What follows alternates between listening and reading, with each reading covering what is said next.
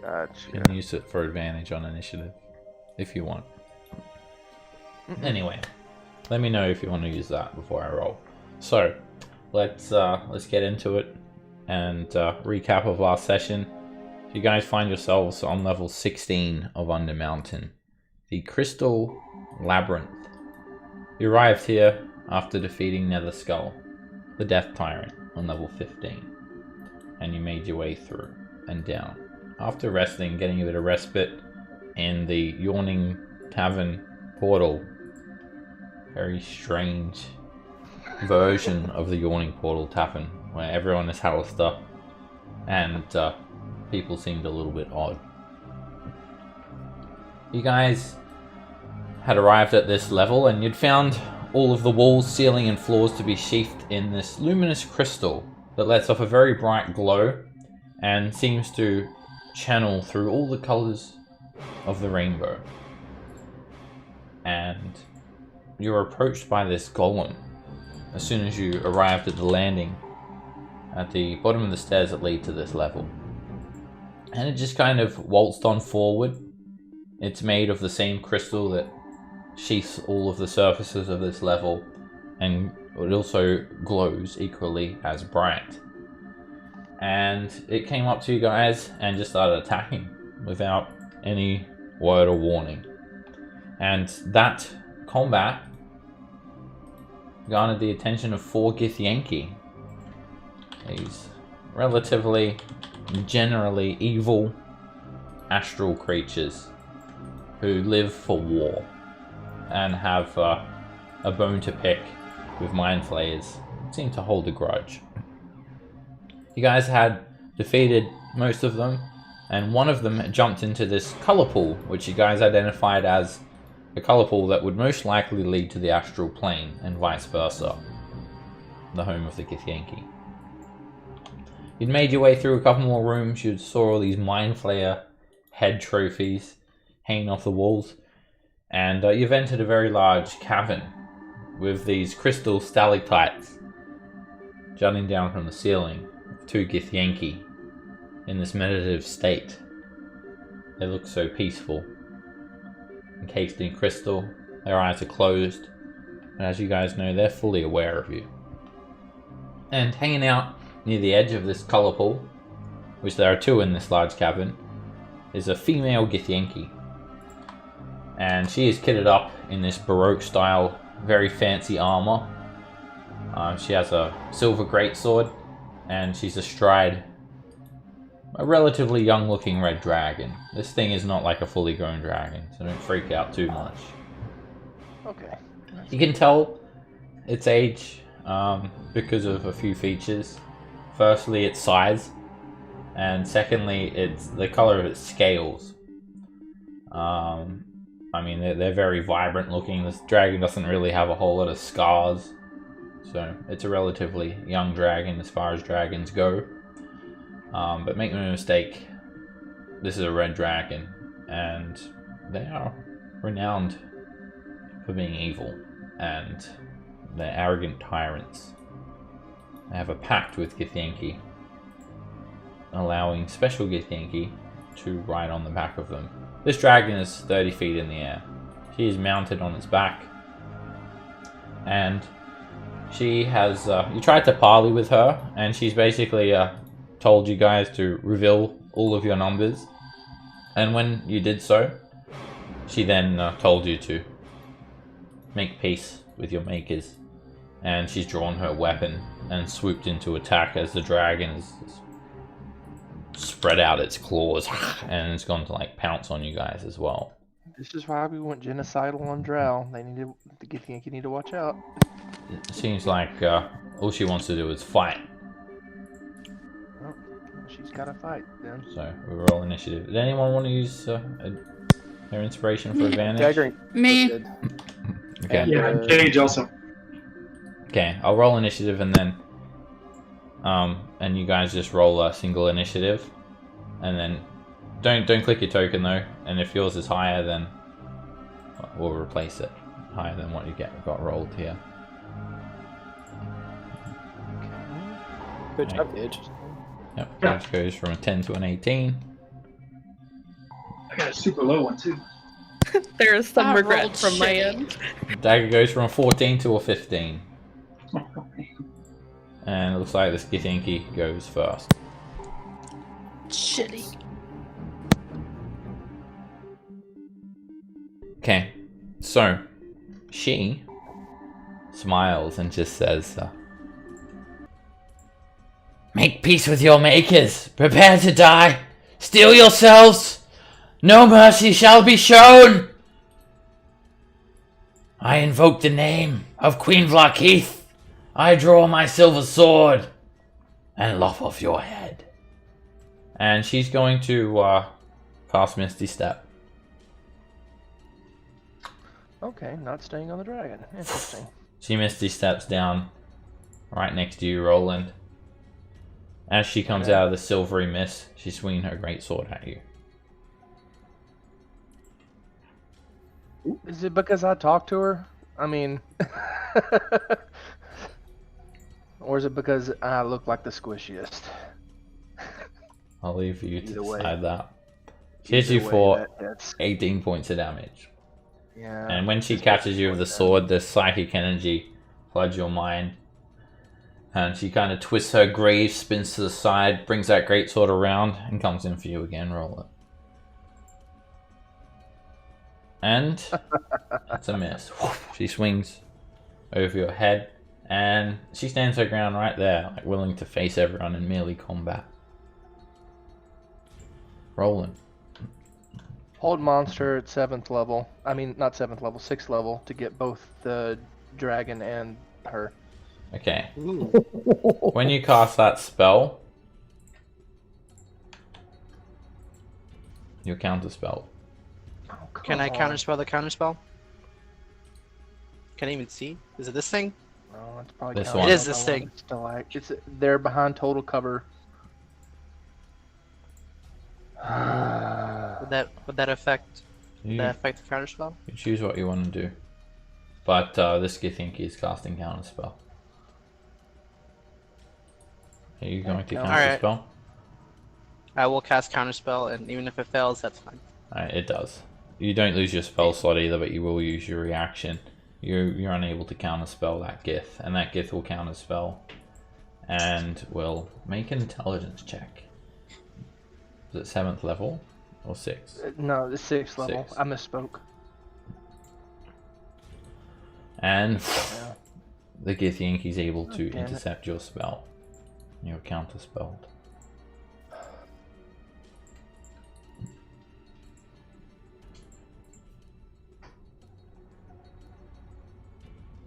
You know, that sucks a lot. Oh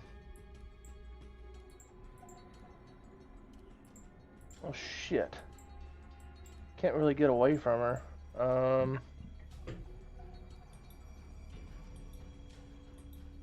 Alright, I think this is a good time to break this out. I'll do the bonus action, Unbreakable Majesty. So she'll have to make saves every time she wants to hit me.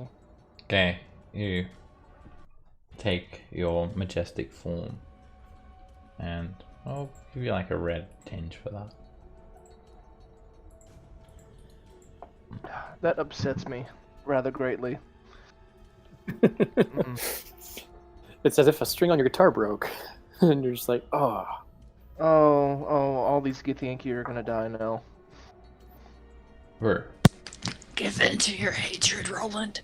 I had hatred go into the dark side. Yes! To the dark side.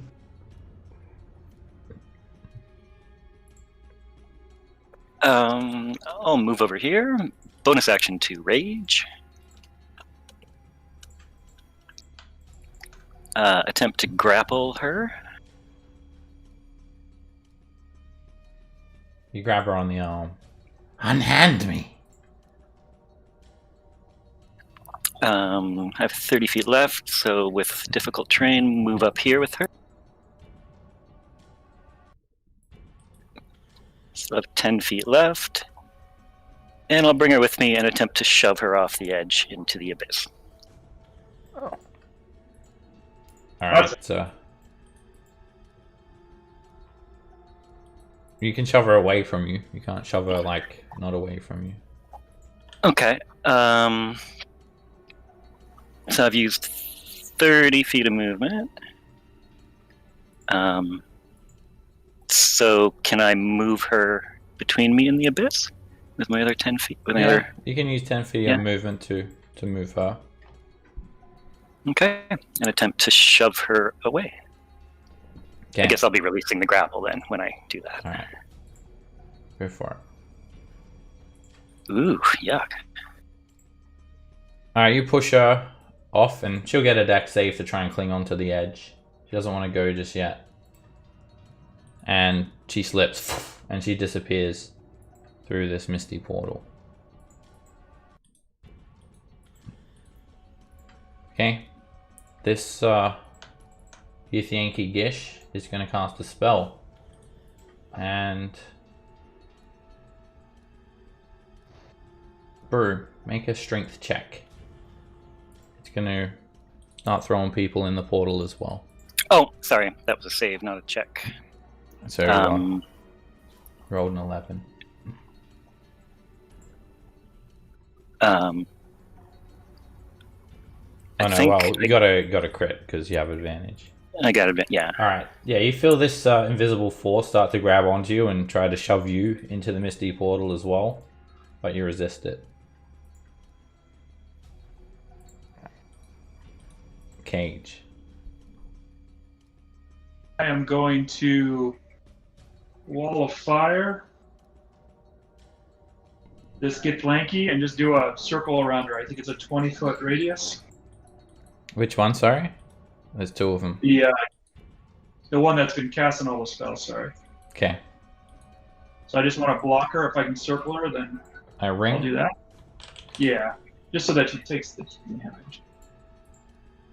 Whoops. Alright, when you cast the wall of fire, you are counterspelled by this one. Oh, You cast counterspell. And wall of fire is a 4th level? yeah, it's off my Okay. staff. Okay. And here's the intelligence check. Alright, the Githyanki fails to counterspell you.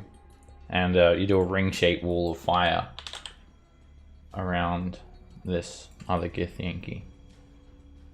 Man, where was that low check when I put on a 6th level? So you want to just do it like the squares around the Gith, like that?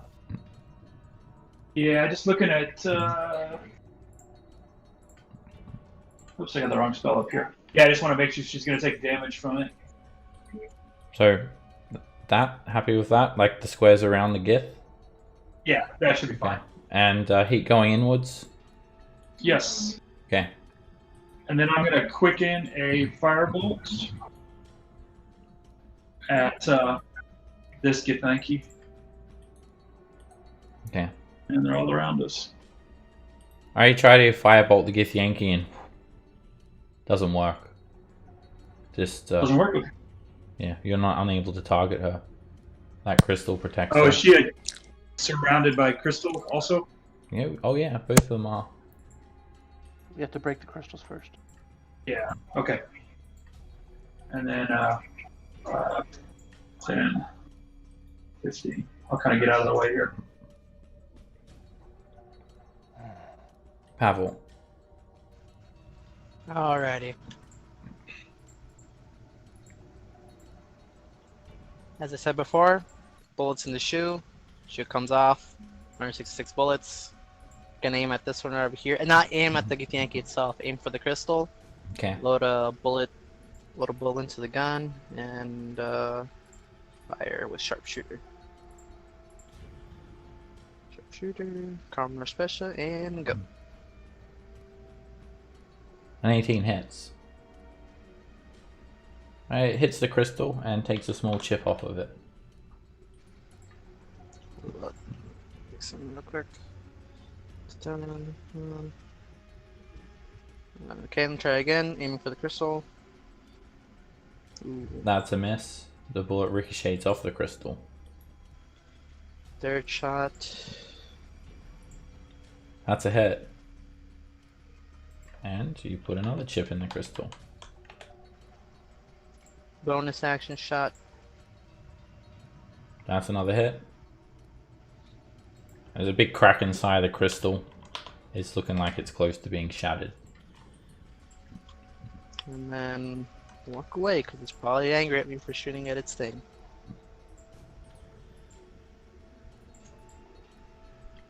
Dagger. Okay. Where did my sheet go? Disappeared.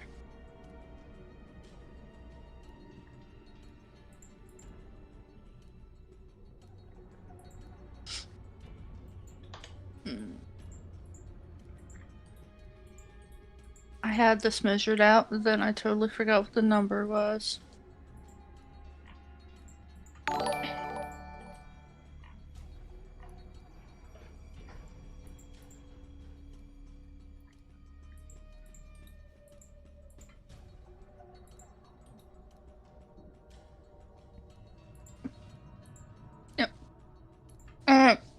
Going to shoot at Ash up there.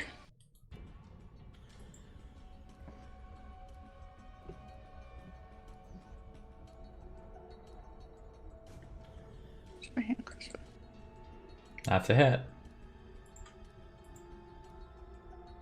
The bolt sticks into the dragon's underbelly, cuts off a couple of scales. The dragon hisses at you. Then I'm going to bonus action dash.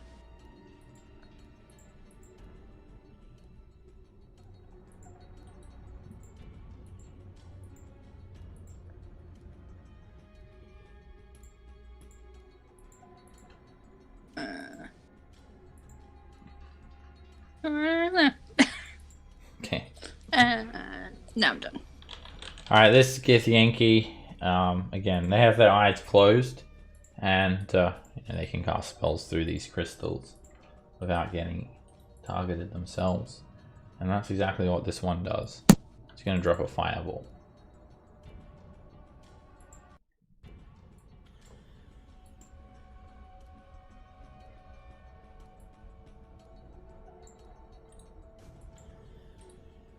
Let me just make sure it's gonna... Yep, drops a fireball there.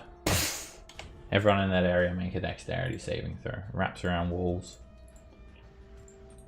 Might as well try now. Roland, you succeed, and you take 13 points of fire damage. Cage. Resistant. Okay, 6. Elves have resistance to fire damage? Learn something new every day. And every session. I've managed to delude myself. I don't even know what you are anymore. Alright, Cage, you fail and take 26 points of fire damage. Scamp, you fail and take 26 points of fire damage. Havel, you absorb elements. Failing the save, you take 13 points of fire damage. Suck in some of that fire to a melee weapon. And Darius, you're hit for the full brunt, 26 points of fire damage. Yeah, and Seb, I have resistance to fire too. So Right, 13, yeah. Darius. Okay. I'm going to try and Sacred Flame the crystal around Surlock. I gotta move first, though. I gotta come to about there. Another range.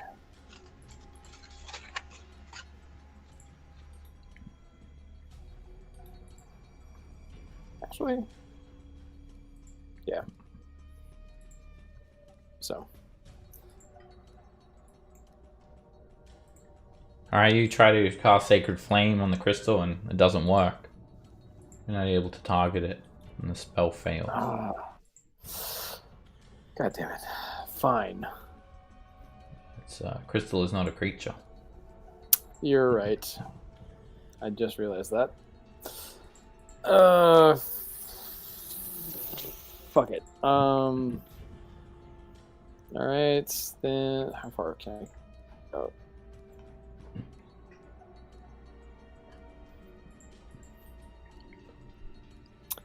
Conserve some of my spell slots. All right. I will then step back. Come to here. Just a brew. Hey, buddy. Scan.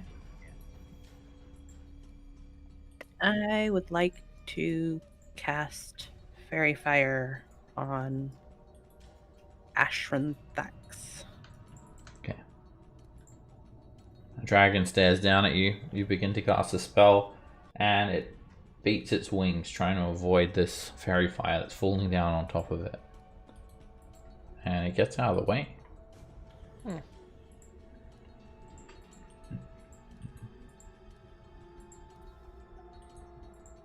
Alright, I will bonus action. We're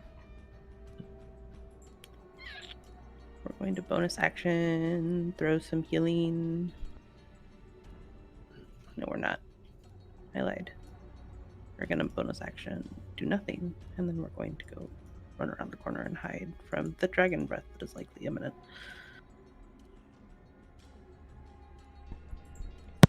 Hi, Scamp.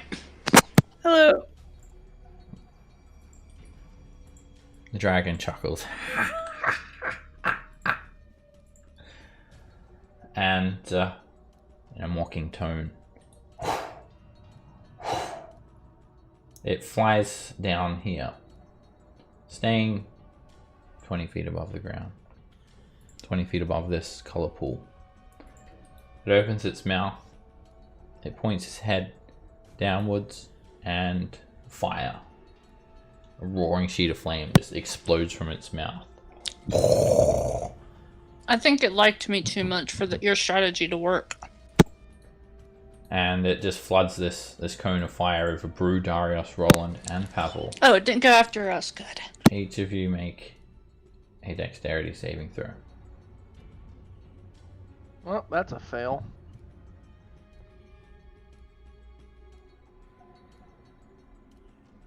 A2. Man. Roland, you fail and take 26 points of fire damage. Oh. Pavel, you fail and you take 26 points of fire damage with your resistance. Brew, you see it coming, you duck, and you take 26 points of fire damage. Darius wipes you out, 53 points of fire damage. And the dragon then dives into the color pool, disappearing. Oh, so it just breathes and then runs away. Okay. And Hope we see it again it later, so I can emerges. call it a bitch. It emerges a moment later with the Githyanki warrior on its back. She takes control of it as its mount, and we'll have the dragon take a dash action. She is furious, but smiles at the same time. I'm not ready to go home just yet. And she comes in, swinging at Brew with her silver greatsword. Bring it. Whoosh! She hits you for 19 points of damage. You feel this ringing sound flood your mind full of psychic energy, and she makes another attack on you. And she misses with that attack, and then she screeches upwards, provoking from you. Brew, you can attack either her or the dragon. Dragon is dashing, and she's gonna come back here and maintain that height of 30 feet. And yeah, I'll swing at the dragon. Okay. She's going to put herself very intelligently here. Alright, you swing up Sun Death at the dragon, and that's a miss. Sun Death bounces straight off. And, well, that was her turn. Roland, you're up. Okay, which crystal was Pavel shooting at? This one over here. Oh, the one that can't see out to us. Okay, They can see us. Now the wall of fire is opaque. You can't see through it. Oh. So you're not going to get counterspelled from that one. Unless that they're was too far. somehow able to see through invisible, like see through walls or something. Yeah, well, let's hope they can't. Okay, well, we'll move here briefly. Okay, that'll work. We're gonna zap both the rider and the dragon with the wand of lightning bolts. Yeah, we'll just use one charge for that now. Alright, lightning bolt shoots up towards the ceiling. The dragon is hit and breaks off a few of its scales. The knight is hit and she gets shocked. A line of fire burns all across her side.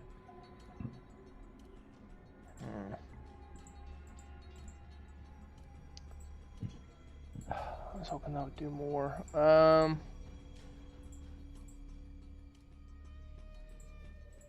see. Then with a bonus action, we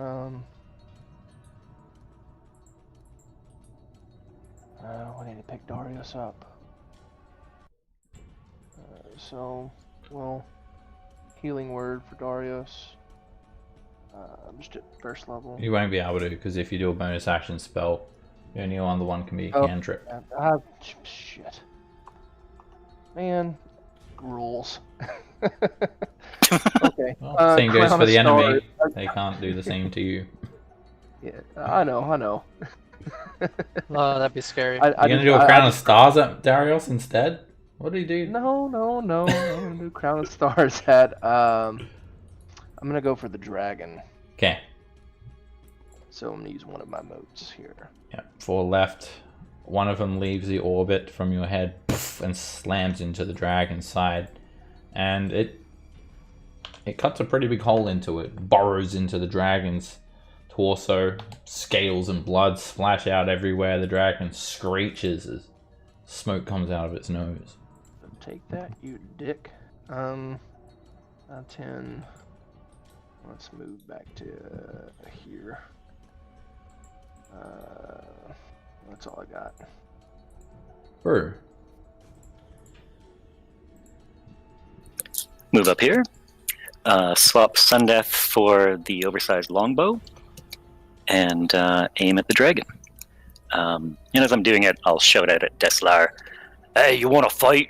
Come here, I'll give you a fight, you big coward." Well, you're not that big. You little coward. She looks like she doesn't have a clue what you're saying.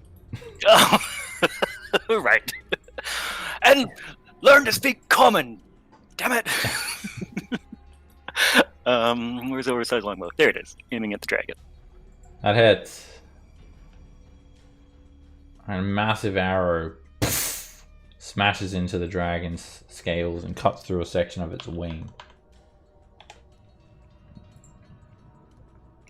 But a 17 is a miss. It ricochets off the hard part of its scales. Okay, I'll just make obscene gestures at Deslar and hope that one of them is universal. Here comes a fireball. Centered on Scamp. no. And yeah, the one in the wall of fire just drops a fireball. Straight on Scamp. Oh, Scamp okay. and... Actually, wait, can I even... Maybe they don't even have a line of sight right there.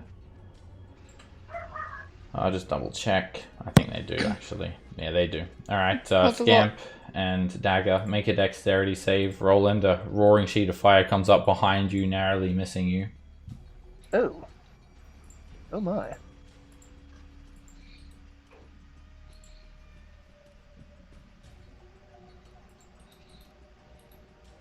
Alright, Dagger, you just step to the side and Scamp takes the full brunt, taking 30 points of fire damage. Now this wall of fire. Obviously, spells don't go through this crystal stalactite, as you guys have seen a few times before.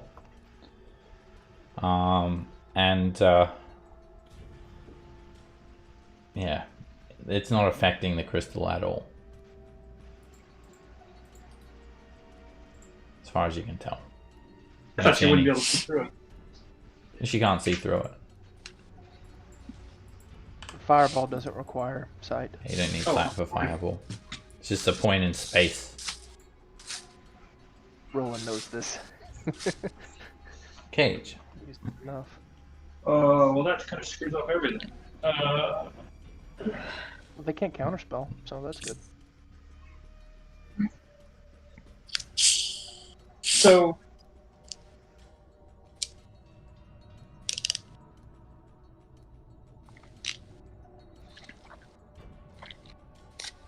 We'll just, so the previous time with this crystal, I firebolted the crystal and it damaged it. Is that correct? Yes. Okay. Then I'm gonna firebolt Surlock, but the crystal, not the Okay. person themselves. That's what I think I screwed up on last time. Yeah, with magic, a lot of it is like kind of like electricity. You need to have something to run a current through. A lot of them only work on creatures, a lot of spells. Some of them are designed for damaging objects. Fireball, like any attack roll would work, basically. And yeah, the firebolt slams into the crystal, and it takes off a good couple of chips from that crystal now. So I'm picking one more. A 13 is a miss. The crystal's not Okay. affected. Not hard enough this time. And I will try to get not to be in a row with everyone else. Oh.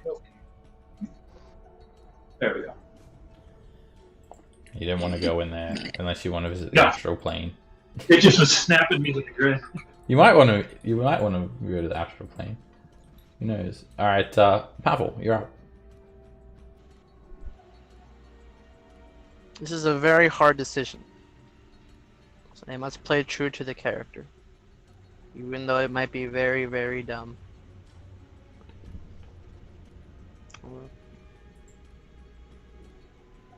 That's a heck of a sentence. I'm in such anticipation. Makes me curious as to what you're gonna do. It's nothing that bad, but it might have been better use of my turn. I'm gonna use my action to give Darius a healing potion. I mean, that's never really a bad thing. I just assume people are like, no, you should have done this or that. You want me to roll for it, or you want to roll for it, bud? You can roll for it. It's fine. Alright, it's like 2d4 plus like 4? 2d4 plus. Well, 2d4 plus 2 if it's just. Regular is 2d4 plus 2, yeah. Got it. Yep, 2d4 plus 2. And boom, 8 HP. I will take it. Alright. Then I'm gonna use my bonus. Yeah, it'd be good anyways. I could probably like, if they're dumb enough, they'll waste it. But I'm using my bonus action to Misty Step somewhere near Brew.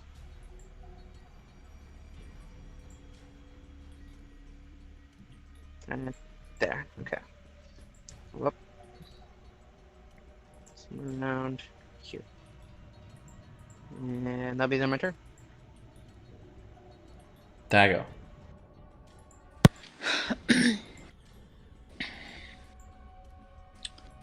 Well, considering everybody's in the air, the best use of my turn would be to go invisible. So I get advantage on my next attack, hopefully.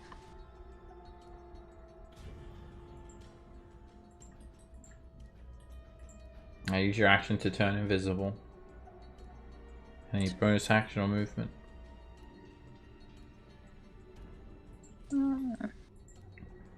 I'm gonna bonus action hide to try to be silent. So they can't hear me either. So basically, you mean you're going to choose to be silent because Yeah. you'll stealth roll with advantage and all that. Okay, yeah, you are hidden, except from Halister. Halister's always watching. What a creep. Unlike these others, I don't mind Halister too much. Kill. I could have swore you wanted to kill him too. No. Yeah. Okay. Still hate him. I mean, I He don't asserted- like him, He asserted but he's dominance not on over my Nox. 2-kill list. He's not on my 2-kill list. He might get there, but I mean, after right what now he he's did He to not. me. will someday. We'll see. We'll see if that changes. Alright, you're hidden. You've moved.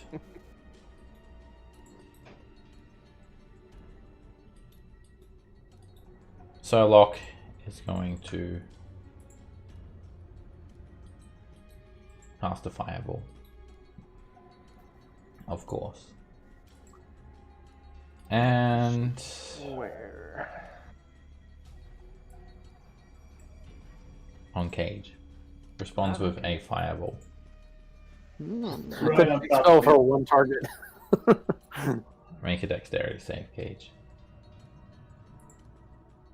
Yeah, we kind of have spread out pretty well. Just a 3rd level, but it's destructive. You'll hit for 35 fire damage. 18 is half. Yeah, if you have resistance 18. And that's the Githyanki's turn. Darius. I stand up.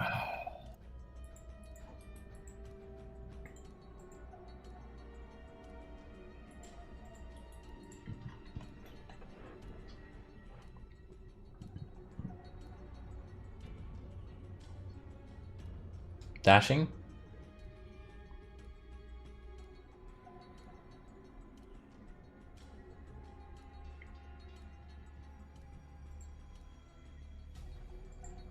Hello? Oh, sorry. No. I've completely forgot. I didn't hold the trigger down. No, I'm trying to figure out if I can. I was trying to get out of line of sight of the Githyanki that can still see me, but I don't like not her, but the guy in the crystal. But I don't think I have enough movement because 5, 10, 15 puts me right next to Scamp. Wait, where were you? Were you like, where were you in? I was right This there. one? Okay. Like that's 15, just right next to Dagger. Okay. So, but they can still see me. Oh well, I have no more movement. I'm going to throw my hand up and cast Beacon of Hope.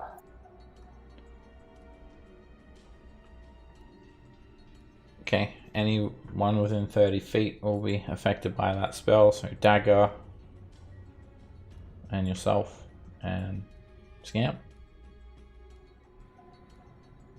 So Dagger, yourself, Scamp, and Rowan. So the 4 of you get that beacon. I'll give you a little icon for that. We'll make it a angel wings. And anyone who comes within the range is still affected as well. It's like kind of just kind of stays up. Is it? It says target any number of creatures within range. So usually when you cast a spell, you have to target those creatures. Oh, okay. Oh, Yeah. that's fair. I have a little crown of icons. What does Beacon of Hope do? Yeah, so Almost said Beacon of No Hope. No, the Beacon of Hope is the spell that allows any healing done on you. It's just no roll; it's maximum. So It's good when you want to put high level heals on somebody.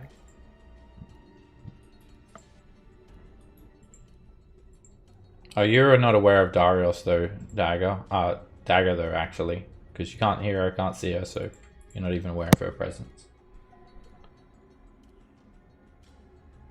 Not able to target her at all.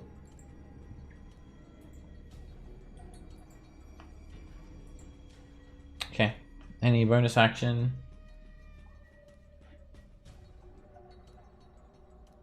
no. Okay. So, End let of me- turn. Yep. Scamp.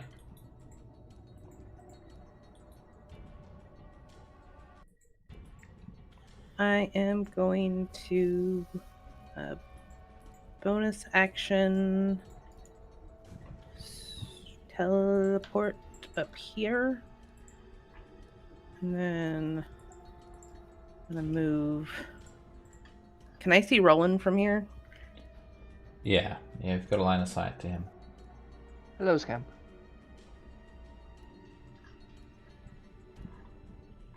And it's only gonna hit 3 people, but Can you not we're target all. I can target myself, but I can't see dagger, so I'm not going to be able to target her. Oh yeah. Mask your wounds. Mask Cure Wounds. Cool. We need it. It's okay. Groovy.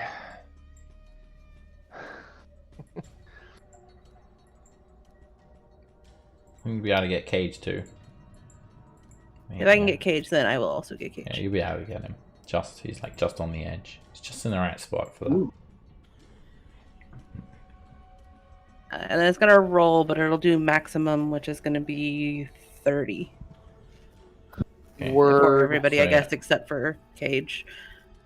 Hey, I'll take the extra 17. Roland feels so much better now. Darius feels a modicum of better.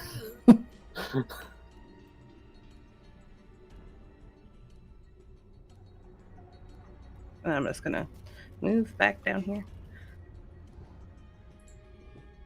The Githyanki Knight is going to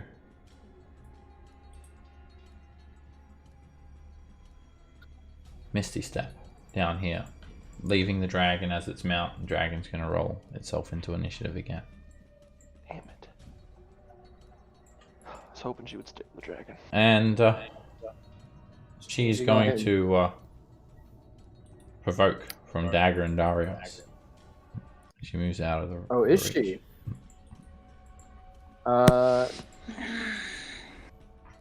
Yeah. Help. I think Dagger, you've got out a bow, so Yeah, I can't do it. I have out my bow. unless you're going to stab her with an arrow, it's not going to be very effective. No, I'm not. Legolas I'm a that bitch. warcaster, so I am entirely going to make her make a wisdom save. Alright, hit her with a Toll of Dead. And, Nice. alright, she responds by swinging her greatsword at you instead. You're If welcome. she fails, her arms become riddled with necrotic energy. She steps back, and she's going to swing her greatsword at you. Sam. Oof. And she hits for 23 points of damage. She leaves you in a badly injured state, and then runs for Scamp and attacks for a second attack. And you'll hit for 30 points of damage, Scamp. Great sword slices and the psychic energy resonates in your mind. Ouch. And then she's going to just step to the side of you and end her turn there. Rolling. Alright.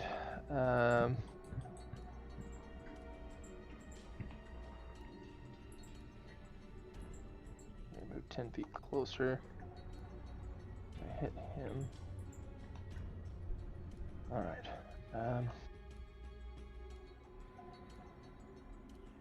I say hit him. It's not really a hit. It's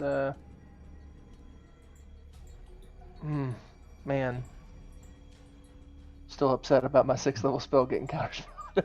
So I can't think of a really god awful joke right now, but I'm gonna Tasha's the dragon. Okay.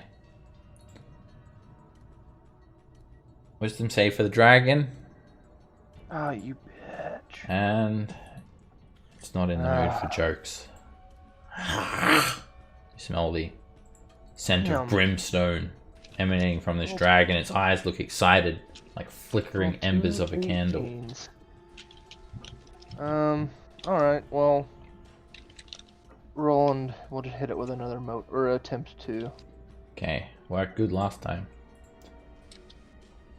And that's another good hit. 19 breaks through the Same dragon's armor. Poof, another 32 damage. Alright, this dragon is looking pretty hurt now. And then it hisses at you. It's looking like it's furious. And it sets its eyes on you, Roland. Roland gives it the come on then, if you dare. You have done me an injury, one that I shall not forget. You will burn, little elf. Aw, isn't that cute? Brr. Yeah. Move south a bit.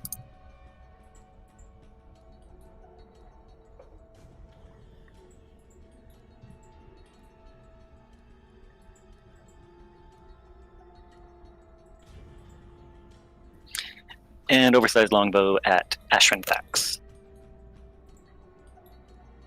That hits. A massive arrow slams into the dragon, sheathing off tons of scales. More like a javelin.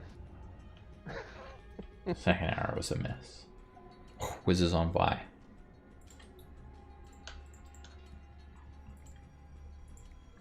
Guess what happens? It's a fireball.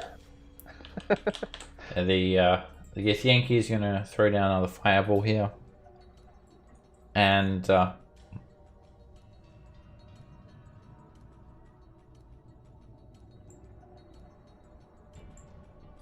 right there.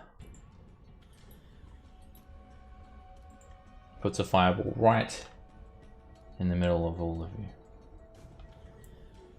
Dexterity save.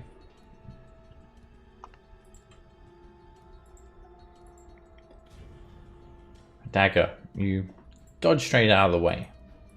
Roland, it doesn't hurt you too much. 7 points of fire damage. Scamp, you take the full brunt for 29 points. And Darius, you're rendered back unconscious as the fire consumes you. Succeed! No, I'm just kidding. That lovely feeling of that beacon of hope fades as well. And you look up and just see a roaring sheet of flame still around that crystal.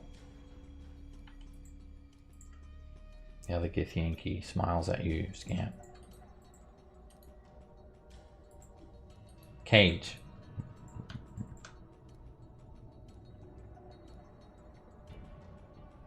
I'm just gonna go after Surlock again. The crystal of Surlock. Okay. You're counterspelled. Then I quicken banishment on the dragon. Okay. Yeah, you do. Good move. Well played, sir. Alright, the dragon makes a charisma saving throw. You feel quite a strong presence keeping the dragon here. Oh, And Damn it. oh yeah. it does not want to go away. It stays. And I you're sure rolling are. hot tonight, Seb. Then I'll try to move back a little bit. Oops. That was a big brain moment right there, though. That was a good move. Well, I just don't want to use anything because he's gonna counterspell everything. But Yeah, yeah, there we go. Range is 60 feet though too, so keep that in mind. That's why I'm staying where I'm at. And I guess that's it. Pavel. Hmm.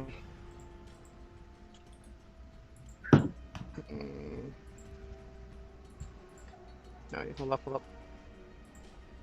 Okay, stone range. Alright. I really hate these goddamn spellcasters. So I'm gonna share that one, the same one I was working on before. With Okay, commerce you're going to be at specialist. disadvantage because you can't see it now. And Oh. It doesn't have eyes, so, I mean, there's no... it not seeing you. Hmm. Then I'll work on this one. Okay. This one's got a few cracks in it too. Surlock's one. Good. That's a direct hit. And you watch bits of crystal rain down into the astral plane. That is a narrow miss. That is a hit. And there's a big crack in this crystal now. It starts to get dislodged from the ceiling. Bonus action shot. Damn. And it's a miss. Dagger. Okay. 15, 20.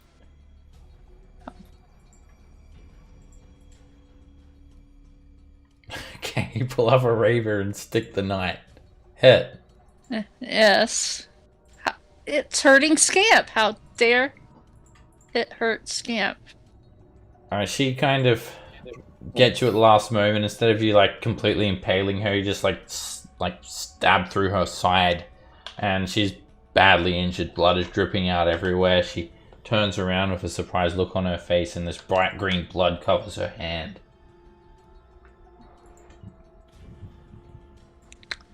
And then disengage. 10.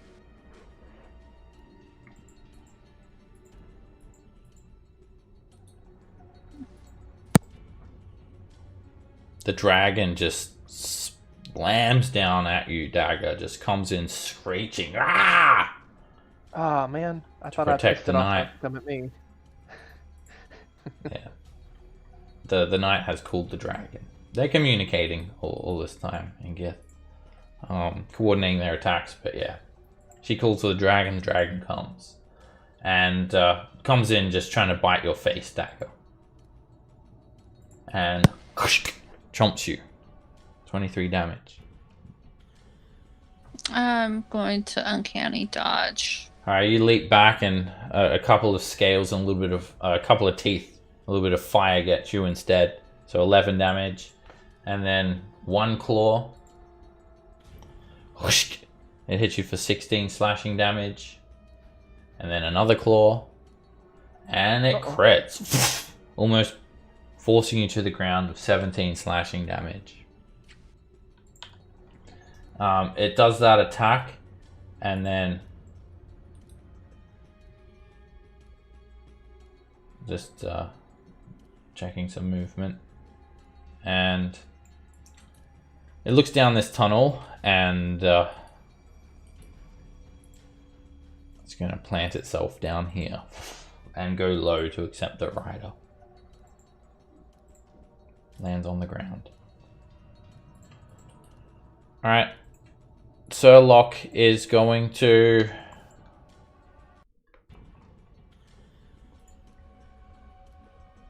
do something crazy. Fireball Cage. Make a dexterity save. This is a 3rd level one. They've burned their highest slots. But I was about to say, they've got to be running out of slots at this point. ignore what it says, how they're empty. They're sharing the same character sheet. So, alright, Cage, I hit for 14 fire damage. But did you lose concentration at some stage? No, I didn't think so.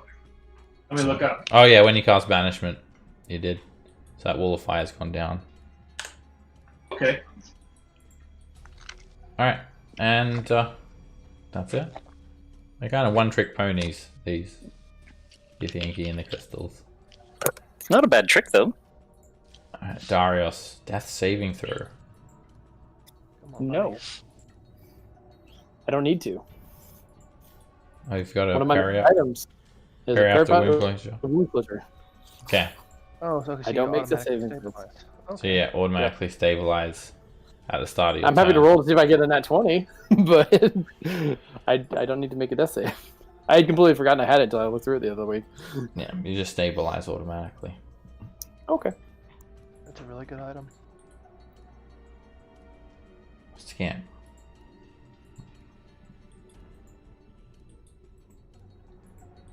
This dragon's like breathing thick, hot black smoke all over you, and you can like feel the heat from its nostrils.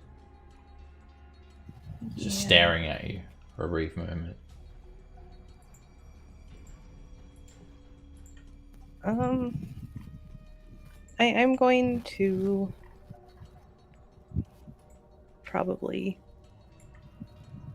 regret this maybe. I'm going to Bamf up up near Darius again. Would I be able to get here from where I was, or can I not see that because of the? 'Cause I know the wall is, and I was underneath, so I think I wouldn't have line of sight. You do. You can see that square. I'll I'll go there, teleporting, and then I want to. I'll get Dagger, Darius, myself, and Roland. I'm gonna cast Mass Cure Wounds at where we're gonna go with 7th level. Okay. You're counterspelled by this Githyanki and the crystal. Hopefully I can We roll forgot well. about that. 7th level, so it has to make intelligence check DC 17. Let's hope it doesn't succeed. You are counterspelled. Oh god.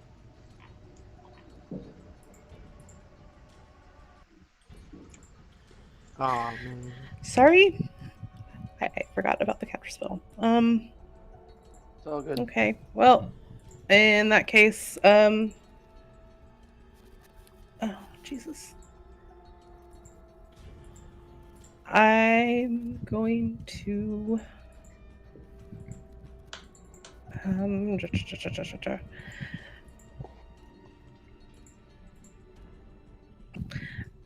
gonna bonus action.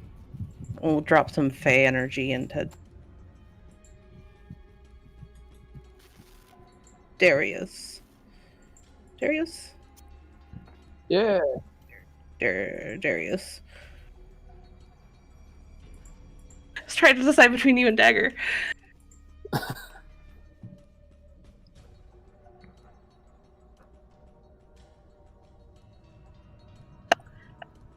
Good Thankfully, roll. I can roll well for some stuff.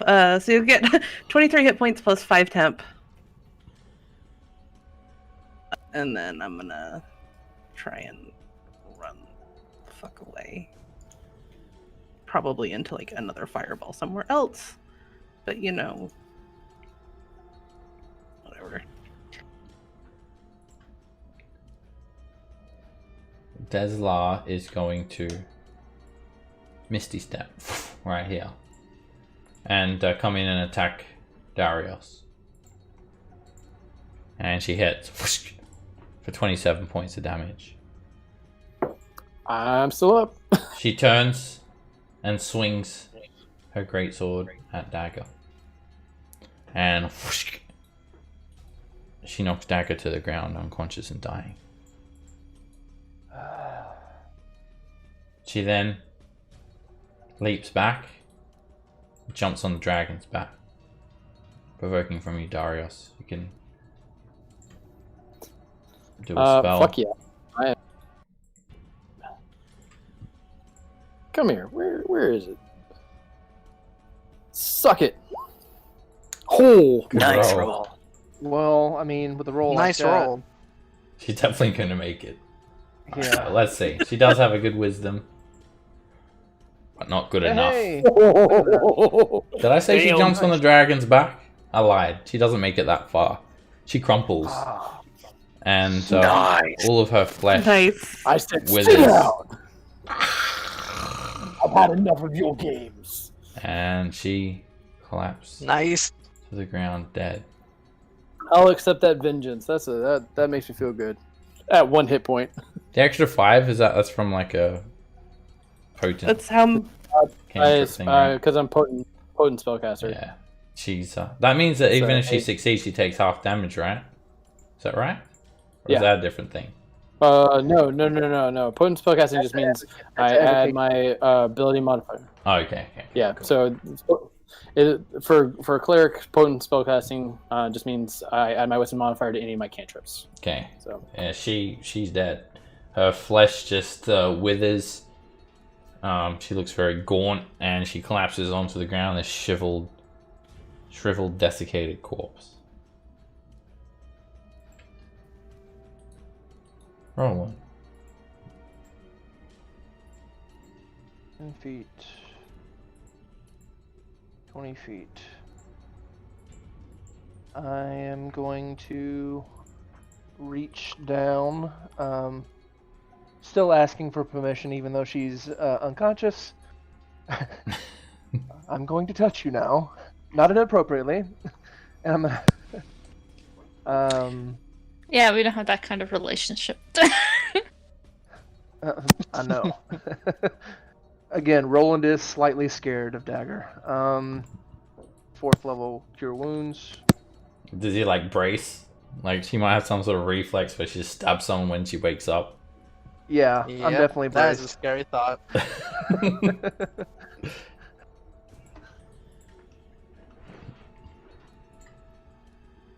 Yep, so 23 HP for dagger. And then I'll look to the dragon.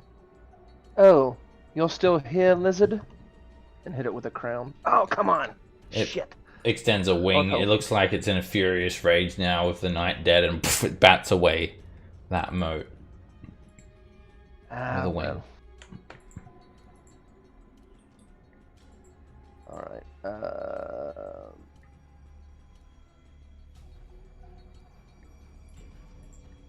Alright, that was it. Brr. Yeah, I'm going to move up, and as I do so, I'll be swapping the longbow for Sundeath.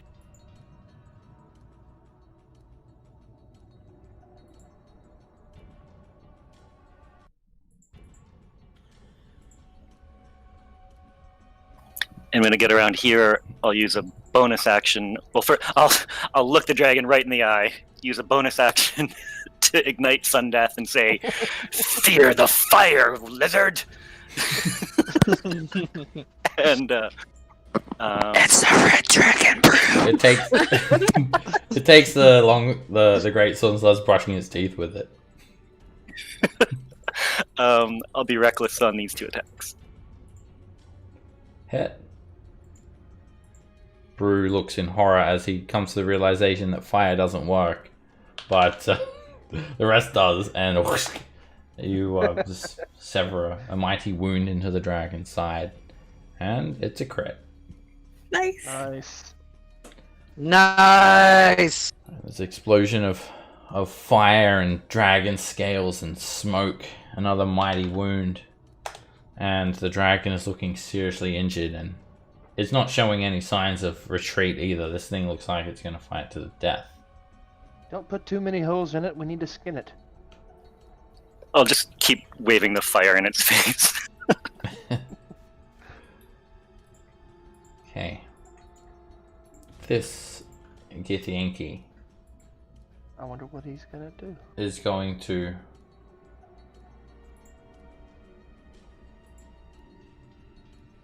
do this on Brew. Actually, no, this is a good one. Something new, actually. It's a spell. Ball of fire? It's going to Instead go of right fireball? there. There's a loud explosion of thunderous energy. Oh, shatter. Thunderwave. Oh no, wait, yeah. No, yes, I'm thinking of Shatter. It does not do that. Alright, just gonna magic missile, Brew. It's out of spells. Second level. It's supposed to be second. Oh, So, 4 darts. Brew, you hit for 12 force damage. It's supposed to be second, but it doesn't. Let you choose. 4 darts. They all slam into you, and that's all it's got. Cage. So me and this guy are staring each other down. I'm gonna firebolt his crystal thingy. Alright, that is a hit. There's no counter spells left. The firebolt slams into the crystal, and it's like dangling from the ceiling at this stage. Go one more time. That hits. And the crystal just dropped from the ceiling. Whee! And the Githyanki inside also drops into the astral plane. Then I will move to try to get closer to the crowd. The group. Oops.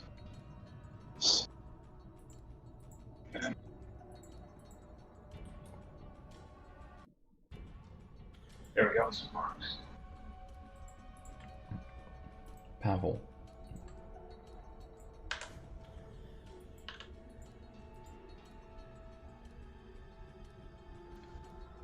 alrighty. Got good sight on that. I mean, wait, do I? I can see it. But... yeah, I can hit it just barely. D4's cover. I'm gonna not attack the dragon right now. I'm gonna finish off our boss. That goddamn mage.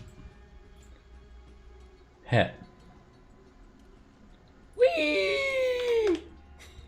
The kid falls into the astral plane as well. Just drops. Disappears. And this dragon right here. There we go. I'm gonna shoot at it. It should have 3/4 cover. Sharpshooter though, and this is a gamble, but hopefully I roll high enough. Hit. And a good shot. That dragon's looking almost dead now. You just put a bullet in its neck. Fiery blood sprays everywhere as it hisses. Third shot. Starts to inhale, getting ready for a nice 30-foot cone. 15 misses. Ding! Bullet ricochets. It's all, Fourth shot. it's all you, Pavel. If you don't kill this thing, everyone's gonna die, pretty much. Basically. God damn it! No Don't pressure. put that much pressure. I still have a turn. Shh, everyone's gonna die. That's true.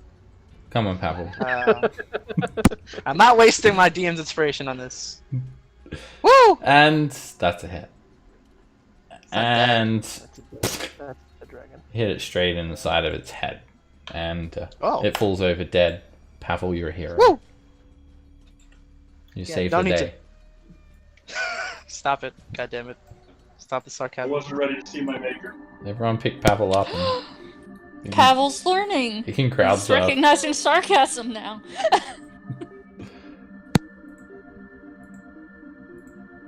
Okay, so Githyanki, those mages, they don't seem to be so inclined to come back because you don't see them again. Alright, someone skin the damn dragon. Oh god. And hand me something to drink. Woo! Well, whoever begins to skin the dragon, I'll give an inspiration to. I'll do it. It's an hour I will help you. to skin the dragon. You have to do that on a short rest. Oh cool, I'll take that short rest so I can roll some hit dice. Can I We- will take that short rest. if I'm skinning the dragon, can I also short rest to roll hit dice, or do I forgo my short rest? Yeah, skinning the dragon is not... Oh, wait. I never said that you haven't been interrupted yet. Take that hit dice Oh. back. Yeah. You're in hostile I mean, I territory can't do here. that yet. So, do you guys want to rest here? There's be doors, better to- rooms everywhere. There's a door here. There's a tunnel here. There's doors everywhere. Who knows? Do How do many we are feel there? like we could drag the dragon? You feel like you could drag in? Yeah. People could. Let's do this. Brew, grab the tail. Let us Okay. get this beast into a much more suitable, defensible location. Yeah, I don't think it's safe out here. While they're doing that, I'm gonna search the rider to see if she had anything on her. Okay, she wears this very nice Baroque style armor. Highly stylized, and it's set with a variety of different gemstones. I'll show you that handout again in the Githyanki so you can get a good picture of what the armor looks like. So hers was full plate. And she has a great sword that is made from silver. It looks very nice, for starters. So there's that. She has her full plate. But Dagger's going to tell you that don't bother yourself trying to take those gemstones. They're not valuable gemstones. They're just worthless crystals, basically pieces of colored glass. Nothing special. That was going to be my question: is the gemstones worth anything? They're not. You feel like, yeah, it's all for show, and these gemstones are not worth anything. So she has that silver great They're sword. paste. You can throw that in the party loot. It's going to take a little bit to take her armor off if you wanted to claim that armor. And then she has this other It's like a rod. Some sort of black rod. Actually, no, wait, sorry. Her armor is actually set with gemstones. I was thinking of the other ones. The other ones, like the lower warriors, they have the worthless gemstones. She actually has some decent gemstones. I'll get to them in a second. So, you can take them out as well, Dagger, if you want. Well, I'll tell you what they are now. 8 black jaspers and 8 amber gemstones. Jaspers are 50 GP. Ambers are 100 each. 8 amber, 8. Yeah, I'll post them there. And if you want to take that full plate, let me know, you guys. I mean, it's going to take 5 minutes to take off. It does weigh 65 pounds. I wouldn't recommend it. It's not that it's not worth the weight. Unless you guys really want one. No, it doesn't matter to me. Alright, the one item that really gets your attention though is this black crystal rod that she has actually just kind of tucked into her side. It's 1 foot long and it weighs 1 pound.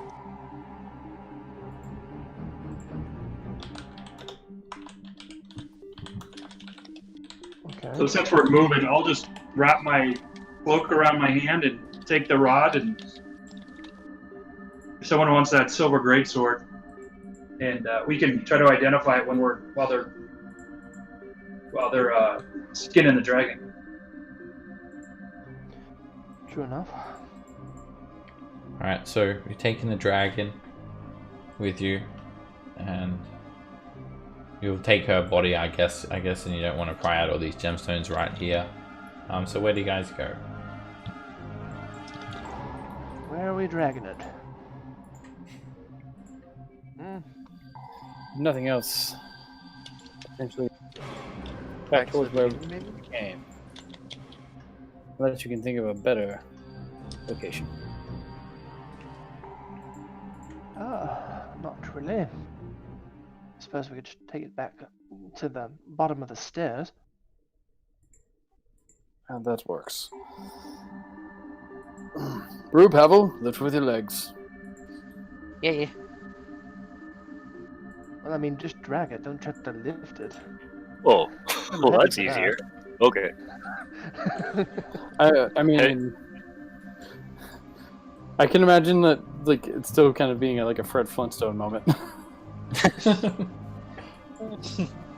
Hey, does anyone want that silver greatsword? I'd use it as backup if nobody wants it. It is a nice looking picking sword. I'll carry it for you. I mean, it does look like a very nice sword that I would be able to use. No, I mean, no, of course not. I'd take it. Alright, It'd be perfect for me. Silvered greatsword. That's what it is. Okay. You know, I'll just put it on my back, just so I can do that cool thing where you have 2 swords on your back and an X. Ooh. Right? Look up in here. And in case I leave Sundeath on the floor somewhere again. This chamber, it's filled full of illicit heads, like actual severed mind flayer heads, mounted on the walls. There's a door here. There's a door here. There's a color pool to the southwest. This door just leads to an open area. We could just go around right here, and we can find the other side of the door. We never went in here, though.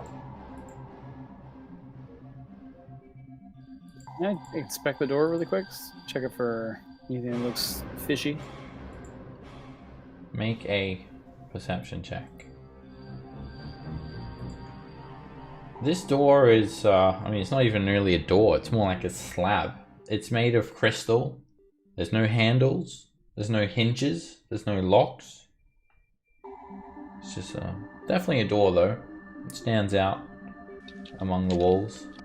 And it's closed. No perceivable way how to open it. I'm gonna put a hand on it and just push and see what happens. Nothing happens. You just see the different colors of a rainbow cycling through on the walls, and it's kind of cool to the touch. Other than that, it's just a crystal slab. Does not budge. We can figure it out later. I'd say for now, like, this is somewhat of a little more defendable. We're not at least out in the open, but we do need to. If we're going to take anything off of this damn beast, we need to do it quickly. Yeah, let's not get caught out. We're looking a bit rough. Okay, so you guys want to rest here? It's better, but do you guys think we should move a little more down? This is a portal to the astral plane. This is a portal to the astral plane. And there's another one over here. I mean, we could just drag this thing back to the door. Like where we initially came down the stairs. Yeah, that's the only... that's what I thought we were doing. Yeah, I thought Same. that's what we were doing as well. That way, there's only... Hopefully, only one way for attack to come at us. So while Maybe even right here. There's a nice big open space. we're truly worried about it, I have one thing I could do. I could cast a prayer of healing, but This room has all the engravings on them, and you just see Gith riding red dragons and whatnot, scenes of battle, Yankee warriors lined up by the dozens. Seems like a good place to rest. It's enclosed. It's clear. Yeah, I like the idea that we only have to hold one front. I think we got enough in us to do that. I like it. Alright, who wants to skin the dragon? You won't be able to take a short rest. It's going to be too strenuous to do.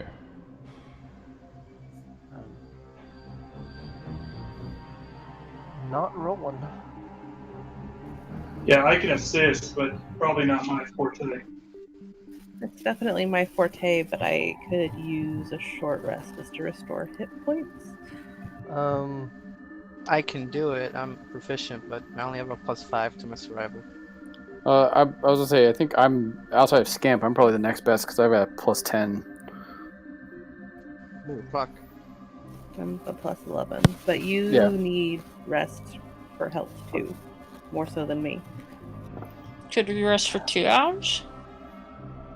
Well, what I was gonna suggest is I can cast Prayer of Healing as well, which would give at least most of us a decent bump. Hopefully. Not like huge, but it's something. Like doing a prayer healing right before the rest. Alright, well, if you are resting, go ahead, take a short rest, because during that hour, not a peep from any of the denizens on this level. Alright, I will. If I you're will not, burn. I was gonna say is I'll cast Prayer of Healing at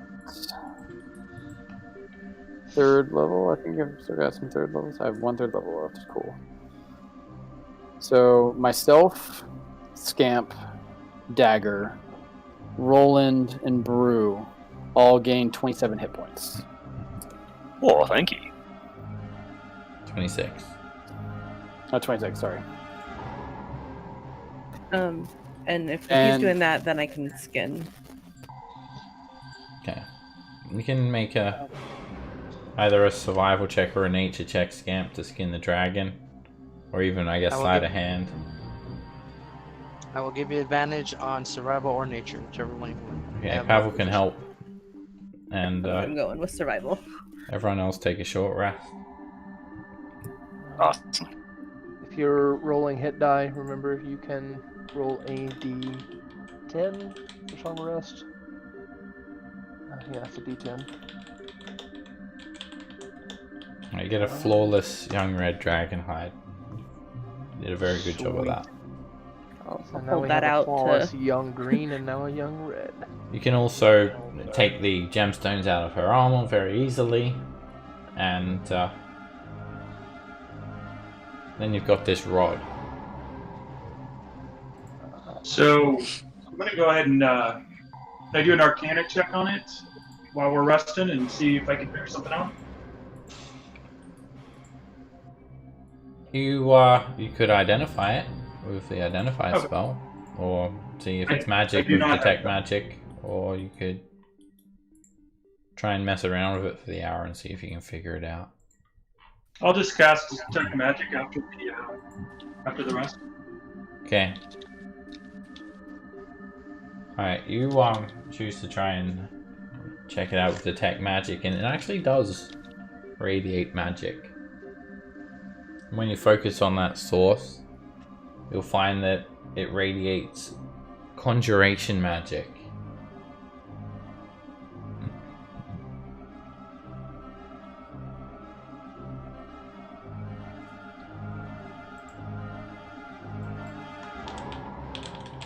Can I do a Arcana check as part of that to understand more? What are you trying to find out? If I can get the function or how to activate it? That's what identify is for. Oh, okay. Yeah, I don't have Identify. You have to identify an item. You can try to identify it with a short rest. Anyone can do that. So if you want to do that as well, you're welcome to. Oh, yeah. Yeah, okay, I see. Alright, so yeah, you stumped. No idea. It doesn't actually seem to have any magical properties as far as you can tell. Well, I'll show it to the group and But say, it does I know radiate it's magical. magic. Oh.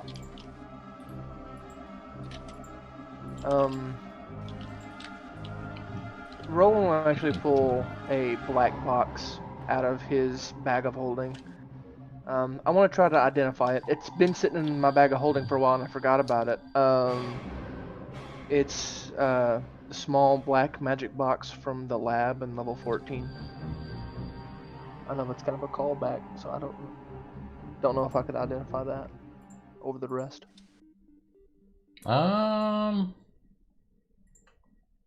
me take a look. It was in the room with the Mind Flayer corpse. Okay, yeah, I thought so. Let me check. Double Like an check. Arcturian do.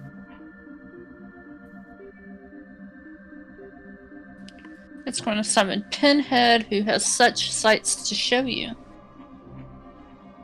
Oh, I have sights to show him as well.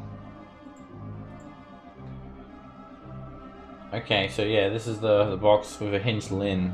It radiated an aura of transmutation magic. And yeah, this is another item, you just can't figure out what to do with it. It's you're not able to identify it just by playing around with it for an hour. You can't figure it out. Yeah, we really need somebody with that identify spell. Well, you had someone. They died. That's Just not saying. our fault. I didn't kill Nox. I wouldn't kill Nox. He's my boyfriend. You didn't take a short rest, Pavel. So I don't get back Acting Surge or second win. you get those back if you take a short rest, and you didn't because you helped He Scamp. helps Camp. Got it. Just want clarification. It's quite. It's not really light activity to take the hide off a dragon, unfortunately. Anyway, you guys feeling a bit better, and you've seen these walls shift through pretty much every single color of a prism while you're waiting here. One of my motes goes to waste. It's gone. You throw it into the astral plane. Maybe you hit something. Yeah. Just to flick my nose at them. Tongues also goes down. Aye. Well, Well, look on the fine. bright side, Roland. I don't think you need to concern yourself with the casting tongues on this level. They all want to kill us. Regardless of if we try to talk to them or not. Well, I like to. I, know for what one, I say. actually agree with the one who likes to kill things. It's nice understanding what people are talking about sometimes, though. I guess it's important to know that they want to kill you, even if it's just them saying it out loud. Well, no, I mean, sometimes they believe that nobody else can speak their language and they might let something slip. Something of that nature. True, true. Good for information gathering. I like it. It's good to be able to talk to enemies' language. Tactical. I'm going back invisible. Cage, Yes. do me a favor. Sure. Come here and tap that wand against this door. I want to see I what was just happens. about to say that. Yeah, I'll take the wand and touch it against the door. You're not able to. Because the door's Ooh. gone. Oh. It just vanishes as soon as you come within 10 feet of it. Sorry, As soon as I within come- 5 feet of it. It just vanishes. Disappears. I heard It's a Dr. Darius. Oh, that looks rather ominous. What the hell is that? What do I see there, Seb? What am I looking at? And Is that a forge? an arch gate. Oh. It's a stone arch set with red glowing crystals. And a pedestal is in front of the gate.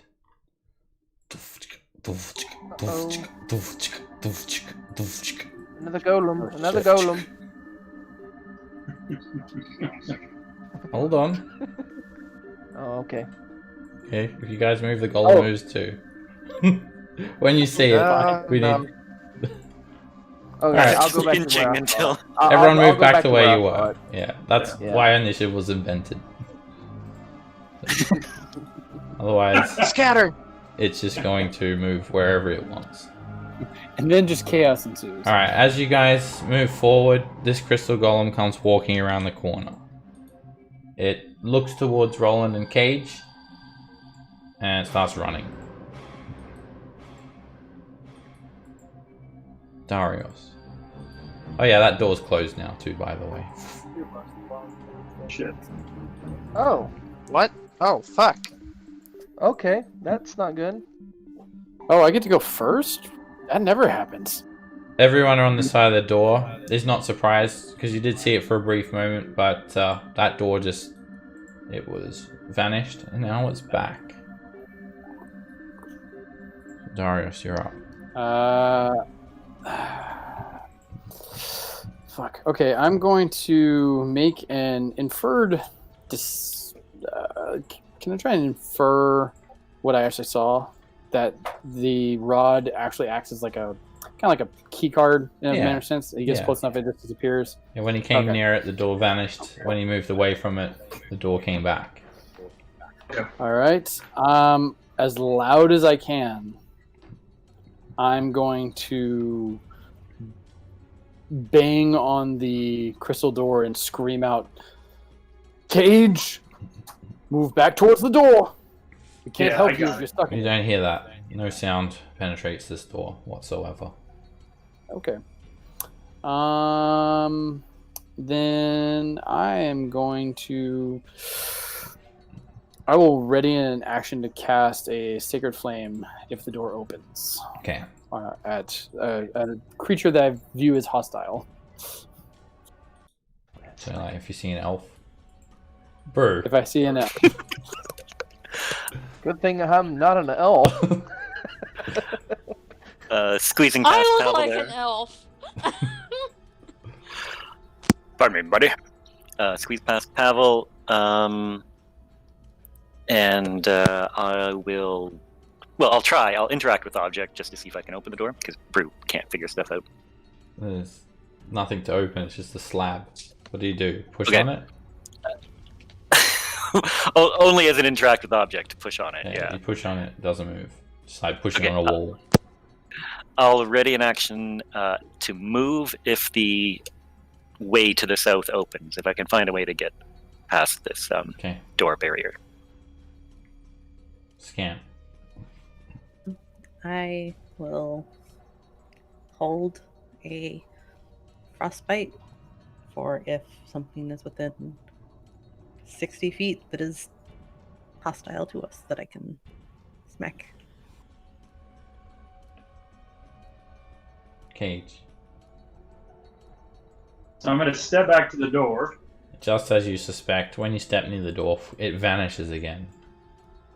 And I'm going to hold out the rod to the crystal golem and say, stop. It doesn't work. That was a good one, though. It doesn't seem to be controlled by the rod, unfortunately. Just trying. If I step here, does the door close? Still open.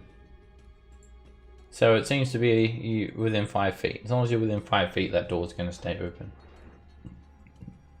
Okay. Then I'll cast Magic Missile at 2nd level. It doesn't give you a choice to that. Yeah, that's alright. At the Crystal Golem. It 8 damage, slams into the crystal golem and starts to pommel some crystal off it. This thing, keep in mind, it glows very brightly. I think you might be close enough to get blinded, Gage. Yeah. You actually need to make a... Oh, no, sorry, you're not close enough there. You're fine. Okay. Wrong. Then I will... You need to be quite close to this thing to get blinded by it. Okay. Could I use my ready move, please? Yeah. You can use your action the second that door vanishes.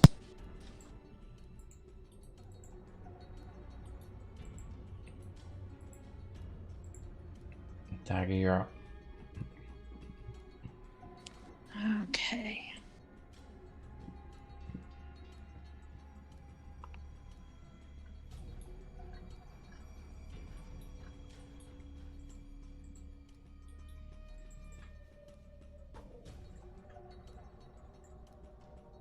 $25, $30.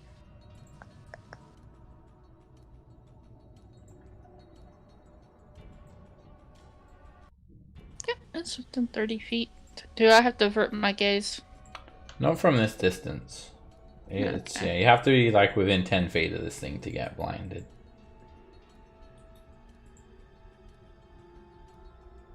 Otherwise, it's bright, but it's not blindingly bright. And that hits. And you take off a massive chunk of crystal. Little shards of it just fly away. Bonus action. I will just come right behind Roland.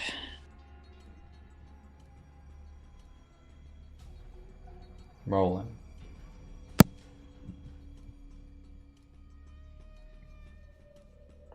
Yep. I think right there is good.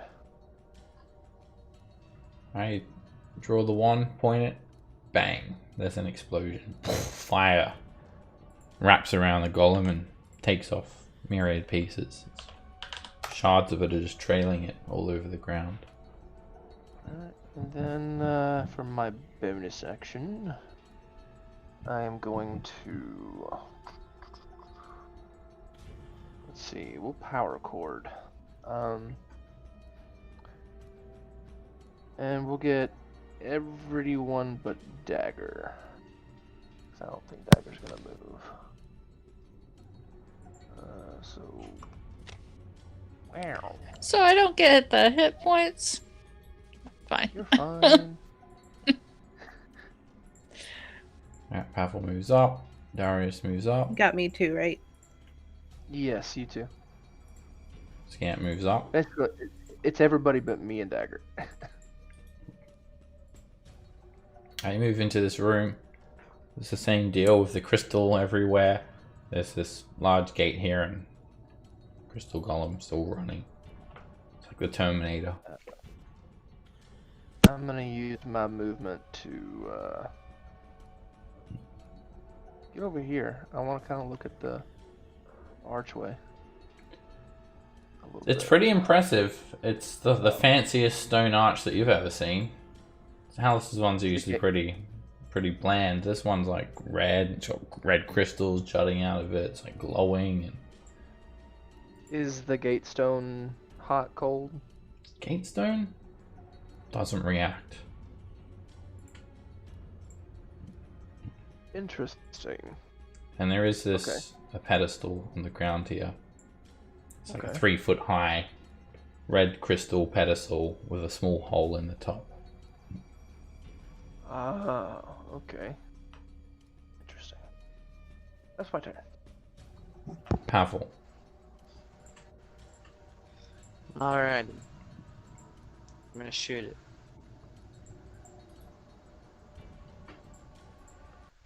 With sharpshooter, just test out, see if I hit. Hit. Okay. It's, yeah, not that blindingly bright when you look at it, and tons of shards of crystal break away. Shoot it again. That's a hit. And you take some more chips off of it.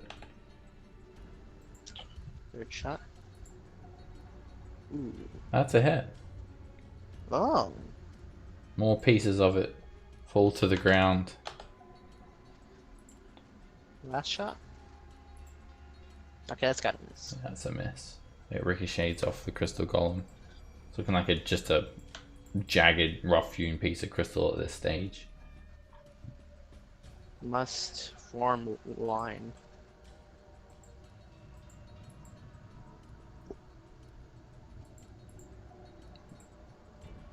It runs forward, it stops, and you can hear this this sound coming off of it.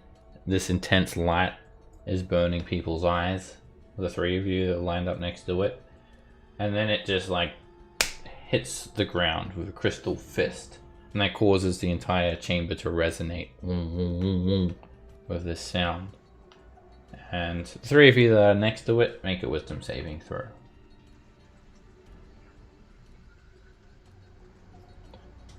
It sends out like an invisible horizontal shockwave away from the actual golem. It kind of makes the air kind of wavy, and it alters space and time, basically. And Brew, you become slowed. You can't use reactions and all that other stuff. Only 1 attack per turn. No action and bonus action, only one or the other. And you can repeat the saving throw at the end of your turn. It lifts that fist up as this thing almost seems to be one with the crystal around it. It then reels back like a haymaker punch straight at Brew with a crystal fist. And poof, it pummels you for 15 bludgeoning damage. It reels back again and comes in at Pavel with a crystal fist. And poof, it hits you, knocks you into the wall. You take 19 bludgeoning damage.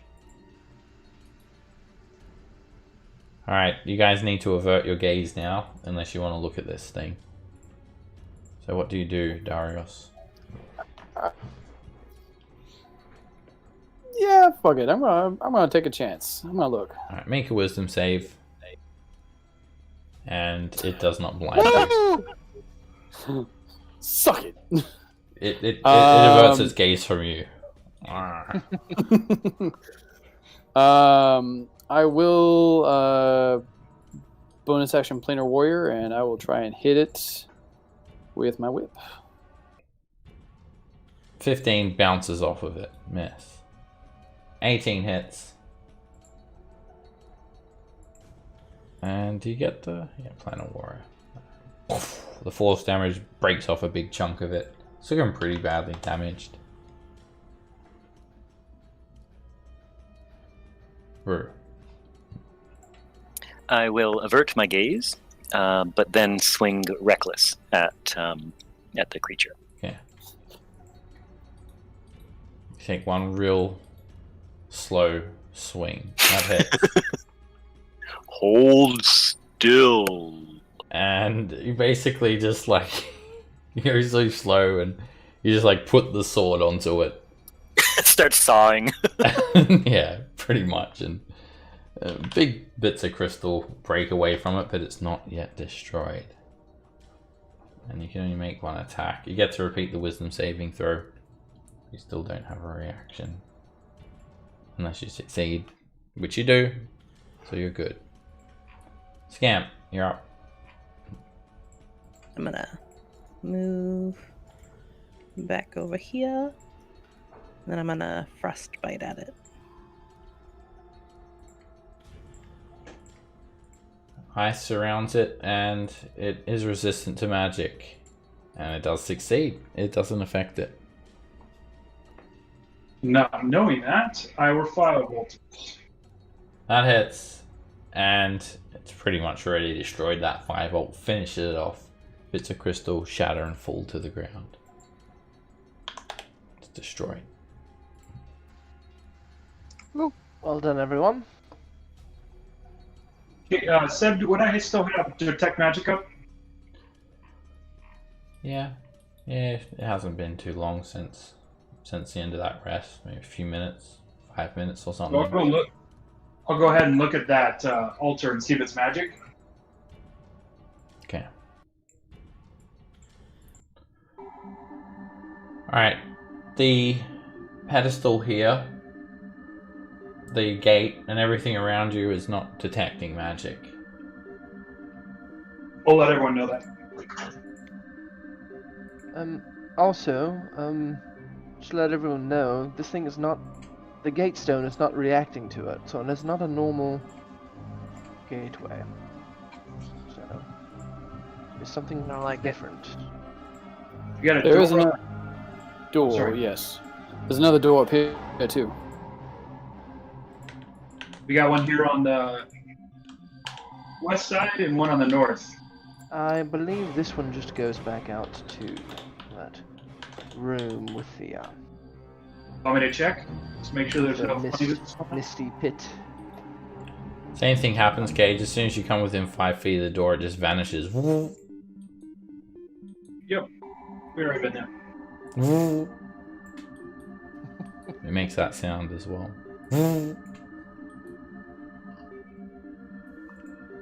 Right, there are more of these doors. One to the north of this chamber, one to the east. There's colourful crystals sticking out of the floor, out of the walls. And they're the exits to this room. I'm going back invisible. You want me to approach one of these? Sure, why not? Go into the north. I'll stand just to the side of it. It goes back out into the main chamber, it seems. Can I take a peek around this room for secret doors? Yeah, make a perception check. Everything's really illuminated, so you can see as clear as day. All the different colourful pieces of crystal. I think I get advantage from my shield, which I constantly forget about. You have a shield? I do. I have the You wear that? Sentinel shield. No, the Sentinel shield. Yeah. Forgot about that. I forgot about that. I think everyone else did too. That's why whenever she boops somebody with her staff, it's always a one-handed attack. Alright, so yeah, you have advantage as you're looking, the shield's looking too. You do have +5 on your initiative though, right? Yes. Okay. You take a look around, and apart from all the different beautiful colours, you're just seeing crystal everywhere, no secret doors or anything like that. It just looked like a suspicious Oh. ending. A motion for Brew to come up and tell him I'm going to go near the door.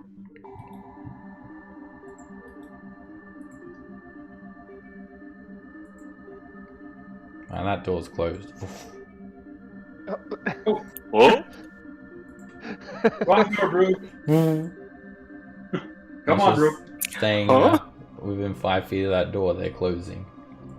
So how about this door here? Does it not open? Ooh. Oh, there we go.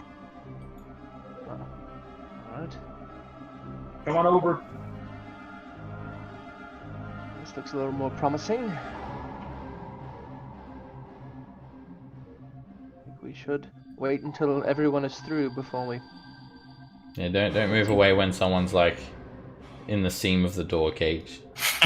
Yeah, I got one of those clothes on me when I was a little kid, so I'm fearful even at age 49.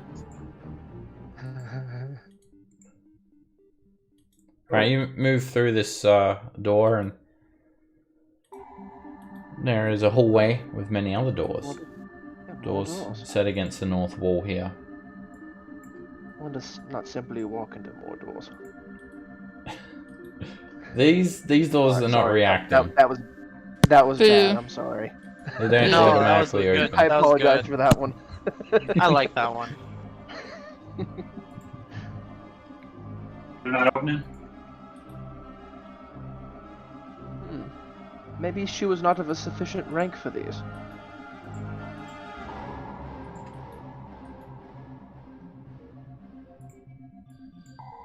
There. But these look exactly the same as the others. Like no handles, no nothing like that. It's just They're hinged, but yeah, they don't have handles. But look like you could push them open. Oh, I think we can just push these ones open. There's another door to the south here, and a hallway opening up to a cave to the north. I will What a push the convenient door steps open. All right, you swing the crystal doors open, and they open up to a large cavern riddled with stalagmites. One that you recognize. Oh no, it's those aren't they? All doors lead back to that, I suppose. Eventually. Oh, it does make sense. It was a rather large cabin. True.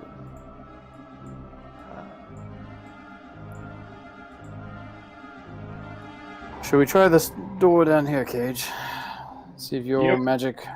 magic key opens it, or if we need to do this the old-fashioned way. I thought it was just my magic aura. Telling me it's just this key? I believe it's the wall. I mean, you're a nice guy and all, but I'm not entirely so certain that it would allude to opening up just for a nice guy. Is this a hinge door? Or... Yeah, this one looks openable the old-fashioned way. Give it a nice kick. I look back with a grin and just give it a good boot. Alright, you abruptly just boot it open, the doors swing right open, and you startle the Gith Yankee in this room. Excellent. Alright. The Gith Yankee is using some mason's tools, and he's carving this piece of crystal. It looks like a piece of the crystal golem. It's like a few parts of it. Against the east wall, there is a crystal golem here, guarding the door. And there's some shelves stacked with books, bits and pieces, and this guy basically like hits his hammer and just chips off a massive chunk of crystal, and then he like drops his mason's tools on the ground, and he throws his hands up in frustration, and then he speaks to you in Gith. Gagalokoka Matako Kristakola. Huh? We can't understand you. Roll. You know what? I'm actually going to walk in with my hands raised a little bit, like kind of trying to be non-threatening. There. No need to get all riled up. I apologize. Right. He wears this Baroque-style half-plate. He does have a long sword sheathed by his side. And he doesn't make any sort of hostile movements towards you. He just looks angry that you've just caused him to flinch and break his piece of crystal. It's like yelling at him. If he's not immediately attacking, Roland will again touch his fingers to his throat and cast taunt. Right, roll initiative. No, I'm joking. I'm fine with that. He thinks you're trying to attack him. No, I'm joking. No. He looks over and he starts speaking to you, like you, Roland. Ah, tongues. I do not have that spell prepared. This should help us communicate better. Of course. Do you always announce your presence by kicking in doors? I was working here, and now look what's happened. I mean, honestly, this is the first door that we've kicked here. It's getting a little feisty. You Make know? a persuasion check, Roland. He's not sure about that. Yeah, that's Why did you have to choose my door? I'm working here. I'm sorry, what are you working on? The crystal golem, of course. Oh, You must be wondering why I haven't attacked you. Actually, yes, very much so. We've been attacked by everything else in here. I have no desire to harm you. I have not been tasked with guarding this level like the others. My goal only is to craft these golems. And you notice that he's got one of these black crystal rods. This one is actually just kind of leaning up against this workbench. And he has a green crystal wand tucked into his belt. Do you need one of those to control the golems, then? And I'll point to the black one that's like leaning up. He starts speaking in common now. Oh, well, damn. Come on. You made me waste a spell. What is your name? I apologize. I don't usually speak the common tongue. I've never really met any creatures who I can communicate with. I hope I speak well enough, purple monkey dog. Well, I think there's a mistranslation there. I don't know what you were trying. Tell me what you were trying to say in Gith, so I know what you were actually trying to say. My elven friend. Oh, well, you called me Purple Monkey Dog. What? Well, as I said, my common is a little rusty, but I have studied the common tongue. Knowledge interests me. I yearn for it. I can tell by the many books that you have here. You have still not told me your name, friend. My name is Erlon. What is your name? Well met, Erlon. My name is Roland. You should come in and close the door behind you. There are guards nearby. Ah, of course. Brew, would you mind stepping into the room, please? Oh, and Scamp. Scamp's also way back there. You must have keeping a lookout. fought your way through here. I cannot imagine my kin allowing you to freely traverse this level. Well, you would be right in that assumption, Erlon. I had to deal with a few of your kin. Oh. Not the most pleasant of meetings. I take it you have seen some of my creations. Well, Also not the most pleasant of meetings. But yes. And you slipped by the knight and her steed? Oh, you're talking about the one on the red dragon? Yes, Desla. Oh. Do you like her for some reason, or respect her, or anything like that? Or is she like your... I am no knight. Understand this. Alright. Well, she is no longer a problem. Huh. So, you are powerful. Well, I guess you could say that. I'm not the most powerful by far, but we have accrued a bit of power. Sure. You have a Stardock rod. Looks at the Oh, crystal rod in Cage's hand.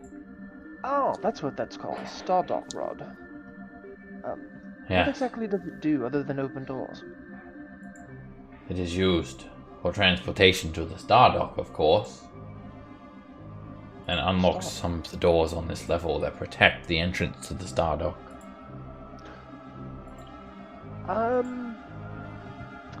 The doors to the Stardock, would they be large archways made with red stones and crystals and such. Indeed.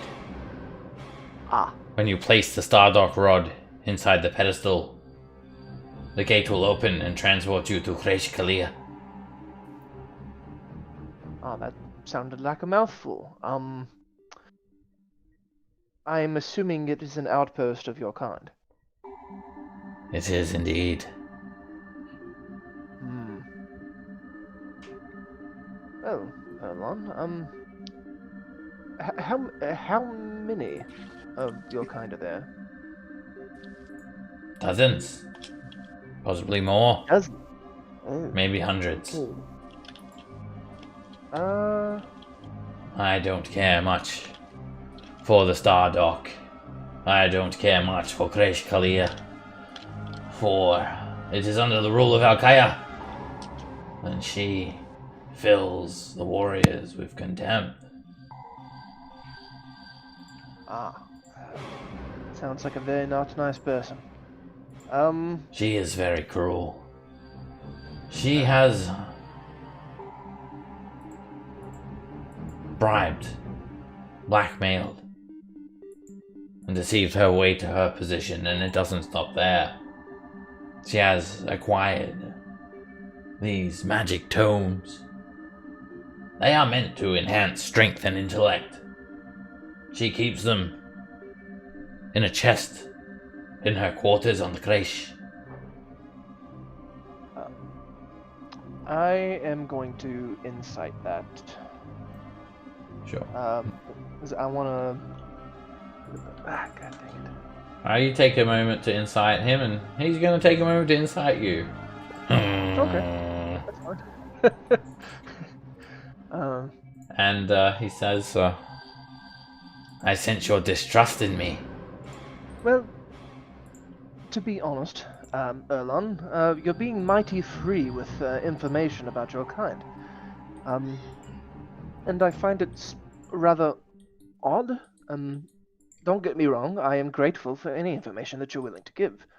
But Perhaps I am not like the rest of my kin. I will explain. Sit down. Take a break. I'll see you in 10 minutes. Ah. Alright, lore dump in 10 minutes. I'm down. I'll take a quick break. I'll see you guys back soon. Started talking in common. What the hell?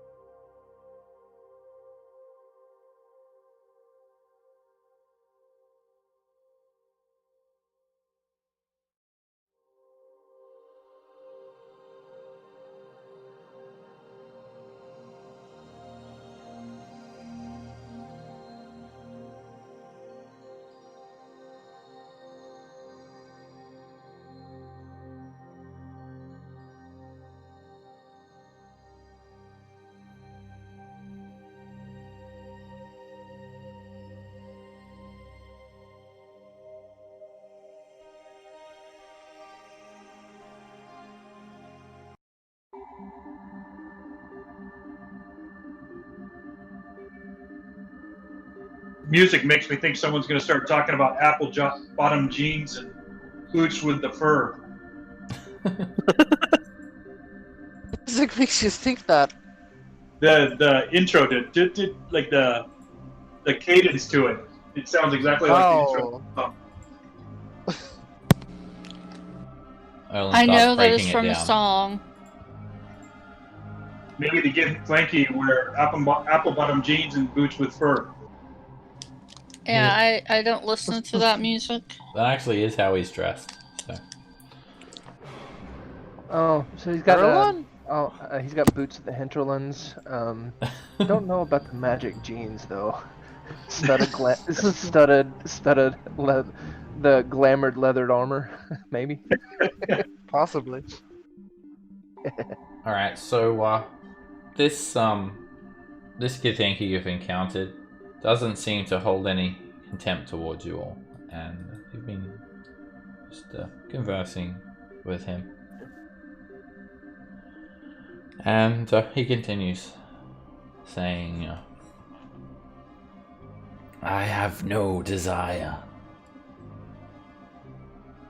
to get in your way, adventurers. My goal is only the well-being of my people and our vengeance. People like Al-Kaya, they have forgotten our task. They have forgotten what is most important. For many ages, we were enslaved by the Illithid. We live every day reminded by that fact. We train since a small age. Learn how to fight and combat Illithid. We are raised. We are taught. An institution. How the Illithid have wronged us, and now they must pay. Al-Kaya has forgotten that. Forgotten why we're here. Forgotten who our true enemy was. Who our true enemy is. The Illithid!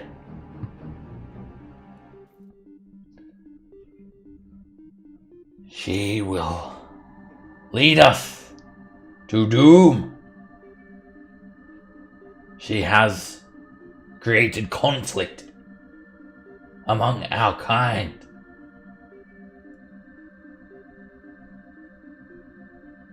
She holds a hatred for our other kin, Githzerai. But we share an even greater hatred. We unite against the Mind Flayers.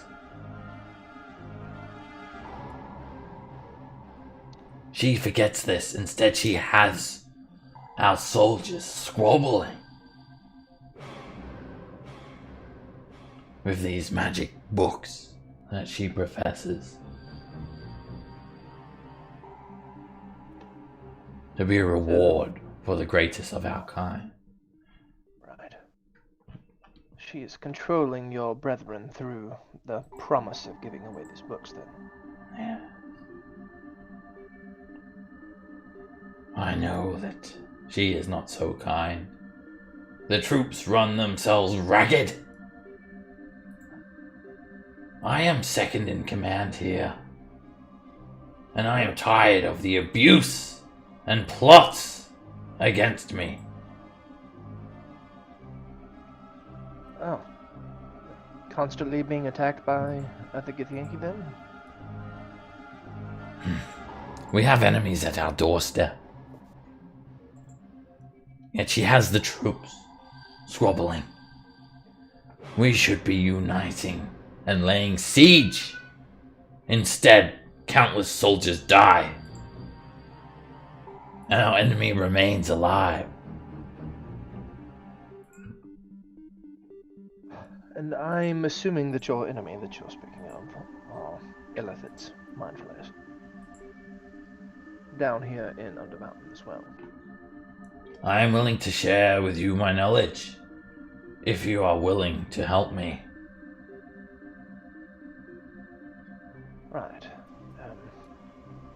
So you're proposing that we do something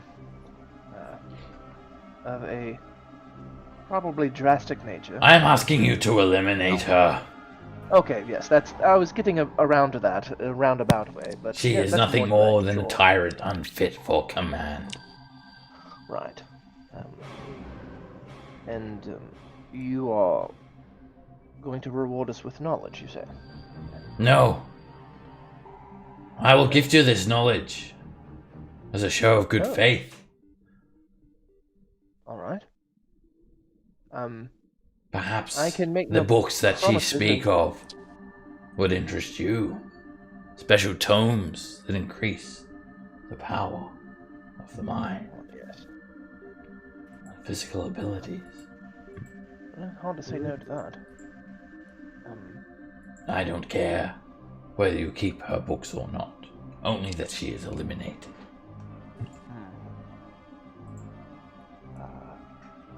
But you say there are dozens of your people. There are. Not all of them are trained warriors. Some of them are new recruits. Others are infants. But that's not all. There are many red dragons. Oh. When you say many, is there a specific number? Or... Yes, there is. 7.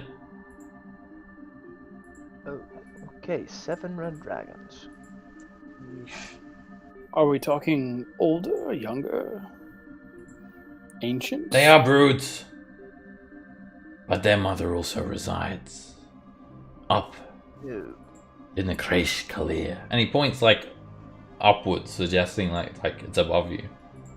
Like points to the ceiling. Well, we took care of one of those red dragons, but running into an adult one probably would not be good for our health.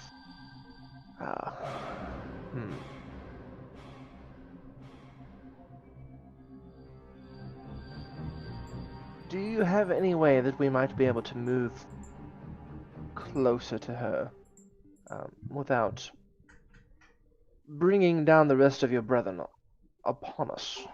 Or anything of that nature? You must use the Stardock Rod to reach the Kresh. Okay. Her quarters can be accessed nearby. You turn right. Are you writing this down?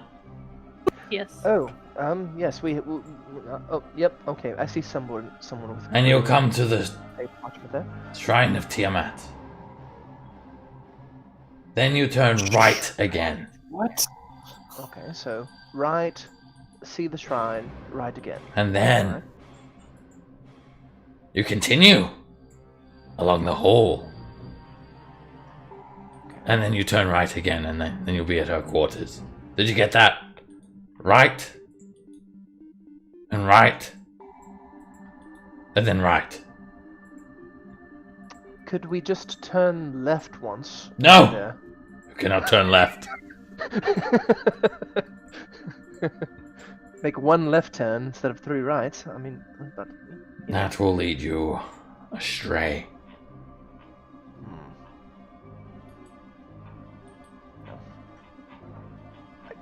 I don't think we can make any promises. Can I insight check his no lefts? Sure.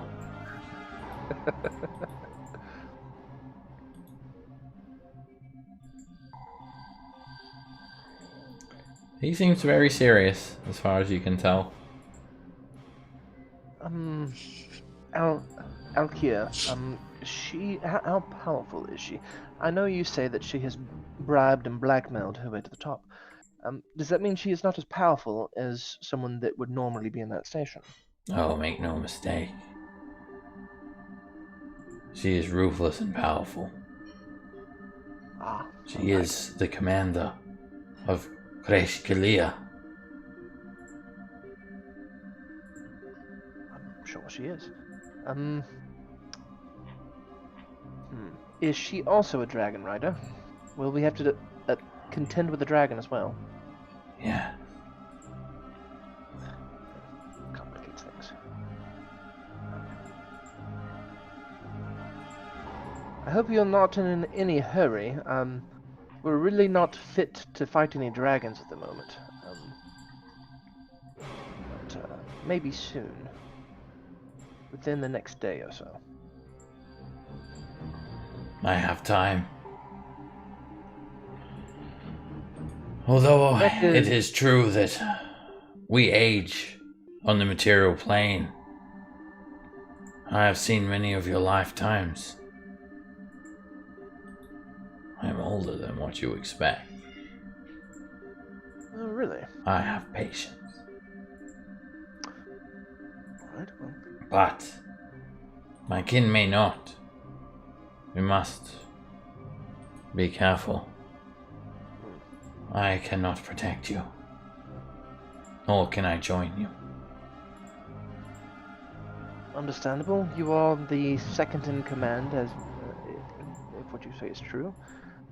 You cannot be seen harboring non-Gith Yankee, I suppose.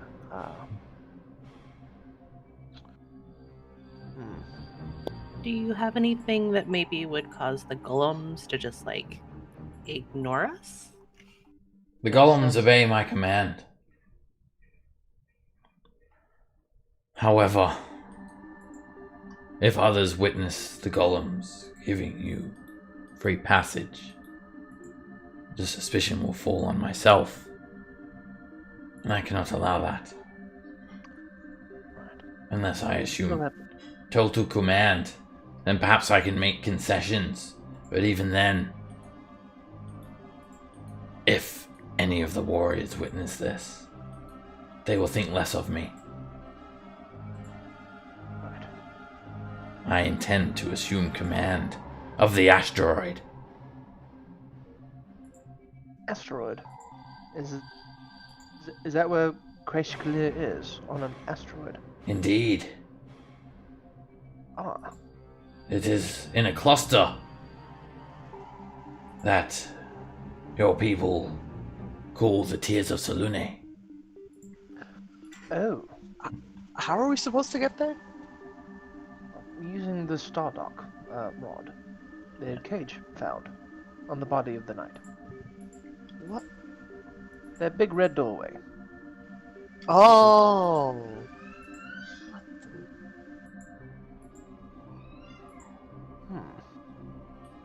Well, I'm all for going and trying to depose this woman. I don't know about the rest of you, though.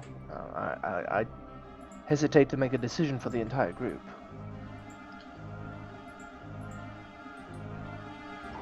Either way, Well, if you do not aid me, you'll aid us. For if you intend to travel deeper into Undermountain, you will arrive at our enemy's doorstep. Right. Mind flayers. To be fair, if we're going to go up against mind flayers, I would take aid over an additional foe any day.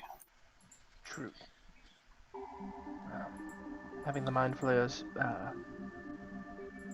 occupied by the Githyanki forces will greatly help our adventures here in Undermountain. I have no qualms with taking her out. I think we need to rest first. Oh yeah, I mean, Roland was gonna suggest resting. But there's no way that he's gonna wanna. I will warn you. She will learn of the intrusion. Oh, of this intrusion that we've already done, right? Yes. She has scouts and patrols. Did you shatter the crystal stalactites? We did, because they were throwing fireballs at us. Then you can presume Al-Kaya is already aware of your presence. Well, shit.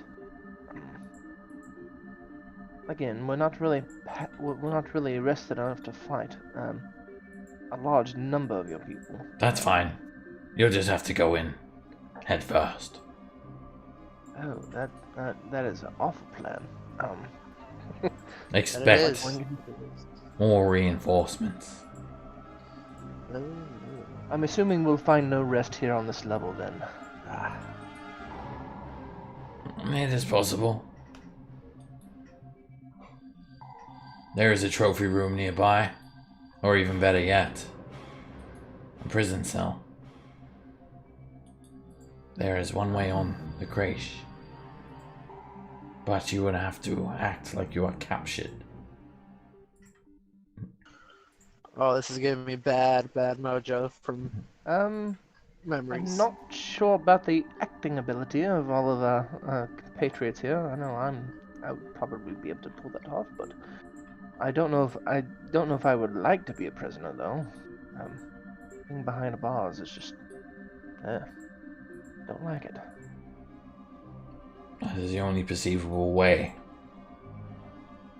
I can give you sanctuary. If not, you'll need to come up with something of your own volition. All right. Well then, everyone, ideas? By the way, I cannot cast a Magnificent Mansion. I'm fresh out of that spell slot. I was about to ask if you could make this That's shiny a little- door appear. It's a little meta, but unfortunately, I cannot make that happen. I used quite a bit of my arcane prowess on the Crown of Stars earlier, so unfortunately, no mention. It looks like we have to do this the old-fashioned way. You just can't let us hunker down in the room here. But I feel like that would at least be hospitable. You cannot stay here. Soldiers will come and report to me. And when they discover your presence here, my position will be jeopardized. You must find elsewhere. We can find somewhere else to rest, possibly, or we can pretend to be prisoners. Or we can just go kick in the front door and kick in some teeth. I could say that I have captured you and allow you to remain in the prison. But I would need to disarm you all, and I'm not sure how trusting you are of me. Well, we very recently went through something where we didn't have all of our things on us, and I think some of us, myself included, would not be, we would be reticent to hand over all of our... Why are you so untrusting? You sound like you've been inevitably betrayed many times before. Curse your sudden but inevitable betrayal. I feel like I've said that several times at this point. If that's something we wanted to consider as an option, I could maybe hold on to people's weapons and wild shape into something tiny like a spider and try and hide on Erlon's person instead of being a prisoner. Or somebody's person. We do not take the armor off our prisoners. Only the weapons and backpacks. You may leave your backpacks here. If you have a way to conceal your weapons, then so be it. I have nothing to hide. I wish only that Al-Kaya meets a sweet end. I mean, does it have to be sweet? I mean, it's probably going to be fiery. Sweet for me. Oh, right. So we got a lot of bags of holding. How about we just pack everything in the bags of holding and let them put us in the prison cell? And my thought was I could hold the stuff, and then I could wild shape with it, and then I could just hide on somebody so that we have it with us. We don't have to leave it here. There you But go. can you rest in wild shape? I I can think stay wild shaped for 7 hours. That's because I think the reason we would be the prisoners. Wants to rest. This is out of character. It is so we could rest. I think. It's true. So. I mean, you'd have to wild shape again, but I don't think that'd be an issue, right? I don't use them for anything else, but I would appear for 6 Briefly. seconds or whatever. Can you wild shape from one thing to another thing rather than come back into scam form? I think I still have to come out of form. You can correct me if I'm wrong, Seb, but I have to bonus action probably leave form and then wild shape again. Yeah, while I we could do it wild within the shape, same you don't turn. get your class features, so you can't. Wild shape's one of those things. Okay. Like, I can do it really quickly I didn't know how it works. because I could bonus action, but I'd be scamp for. Erlon however many says, seconds that would equal. if you have a way to conceal your weapons, I can take you to the prison. I will come and release you the next day, and make it look like you have escaped. Well, if they only take weapons, will I be able to keep my guitar? That is a spellcasting focus. That is a weapon. Can I just tell them that it's not? Okay, I Would we understand. all be in the same cell? Yes. Or would we be the 6 of you would all be in the same cell. Oh, yeah, dagger. Good. He just gave away how we can sneak our stuff in there. Oh my god, there's someone in the corner! Whoa, it's just a friend. Don't calm down. It's all good. Oh, Just well. invisible. I guess that does make it simpler. Are there any magical wards? I was about to ask. Does he seem to notice me? He hears you. Have you been standing there the whole time? I can be very quiet when I need to be, but yes. Roland just assumes that she's nearby all the time at this point. Like I within think 30 we all feet. do. I think that's why Roland's scared of me. I mean, it's gonna come back to bite us in the ass one day, but I can't for now, see it's her, okay. I can't hear her, but I know she's here. It's pretty scary for all of us. I can march you to the prisons. We will pass several guards. You'll need to appear unarmed and captured. I think we can handle that.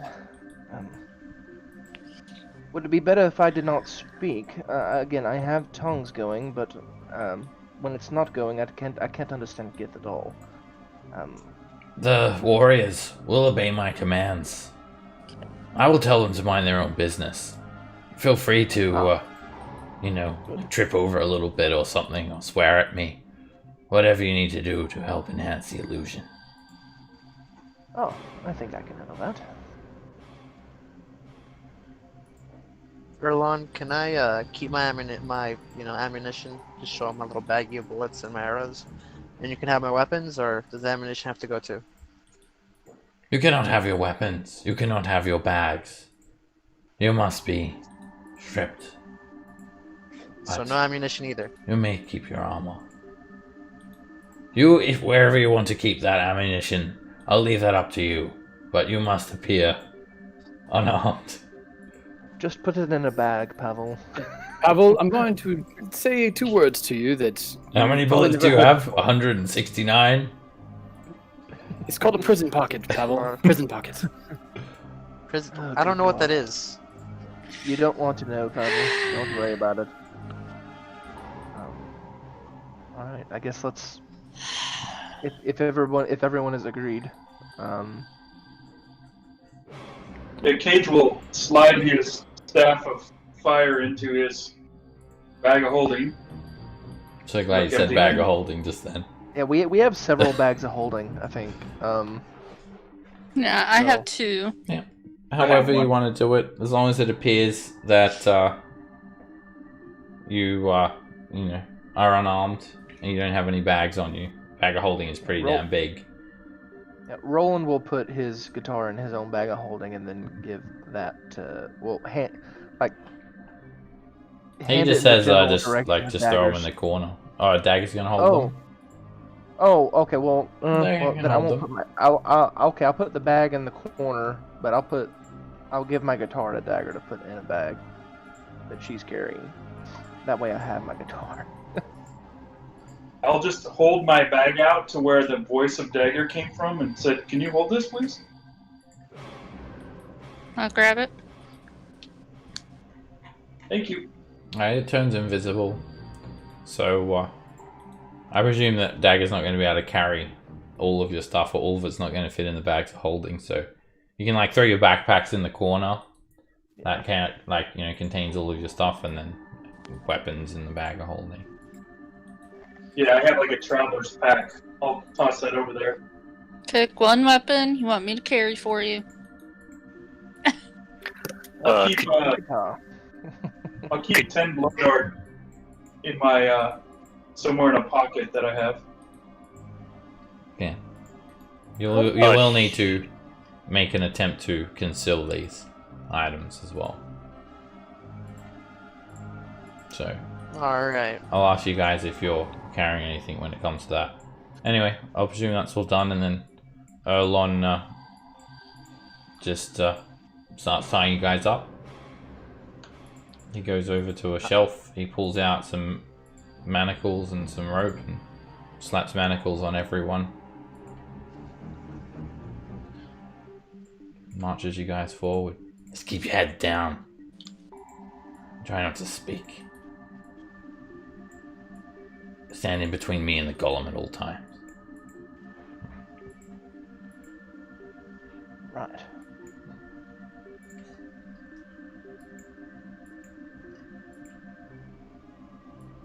Oh shit. Right around the corner here, there are 7 Githyanki. There are 6 standing around a silvery pit, and another one in a crystal stalactite. And Erlon comes up. The crystal golem's pushing you guys along. Yeah. And did anyone want to act like a prisoner? Roland will act like a prisoner. When the crystal golem pushes me, I'm going to turn around and just kind of stare at him and just go "Fuck you." Make an athletics check, Darius.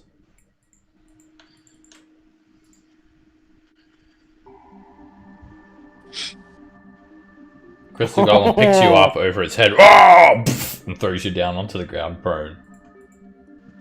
Then harmlessly kicks you a couple of times. Erlon draws his sword and says, "Try anything again, and you'll be thrown into the pit. And then you're gonna wish that you're still our prisoner, because that leads to the astral plane. And you'll be picked up by something far worse, I assure you. Like elephants." And the other We're sorry, just please. And I'll help Darius up. Make a deception check, Roland. Shut up, elf! Erlon says. Roland does look a little miffed when he calls him an elf. Kind of fingers one of his horns a little bit. Just kind of whatever. Good, this is good. 2 more crystal golems come over and appear at the ends of hallways. And 2 more Githyanki emerge from a door to the east. After hearing the commotion, Erlon calls out to them. And he's just speaking in Gith. You can understand it, Roland. Yeah. I've captured some prisoners. They have slain Deslar. They have slain some of our guards. But I have captured them. They'll be taken to the cell. Daru! Escort them to the prison cell. Erland says, don't worry, this is standard procedure. He'll take it from here, just keep up the facade. And... Can do. Damn, Daru, you're looking good today, Erland says. I know. And, they look very similar. But Erland takes over. Theru takes over and just nods, doesn't really say anything, and Crystal Golem keeps on pushing you forward. Follow closely behind there. Then. Crystal Golem picks Darius up and throws him again, just for no reason at all. Ah! And Theru comes along, and he can keep on moving up down this hall. Oh, where'd he go? Brew's stuck in a wall. Yes. Alright, he leads you up to the end of this hall. And he has a Stardock rod in his hand. He has very fine looking armor as well, set with many gemstones. Platinum chain around his neck. And he steps towards the door. And there's a hissing. Oh, fuck. Oh, There's a mind flare in here. it's a mind flare. And he does some sort of telekinetic move that keeps a mind flare suspended as he's raising it up into the air, and it seems to be restrained. And then the crystal golem just starts like pushing people inside. Dude, are we Shut up! incarcerated with this thing? Shut up! Go! Otherwise. And he's just like swearing at you guys in Githyanki. Not expecting you to understand him. He seems to almost overlook the fact that you can speak to him, Roland. I could speak to him, yeah. And then Crystal Golem grabs Darius and just hurls him 35 feet into the room. And then Theru like stands away from the door. And that door closes, and then Mind Flayer collapses onto the ground. Is it immediately hostile to us? It hisses a little bit. But it doesn't like attack.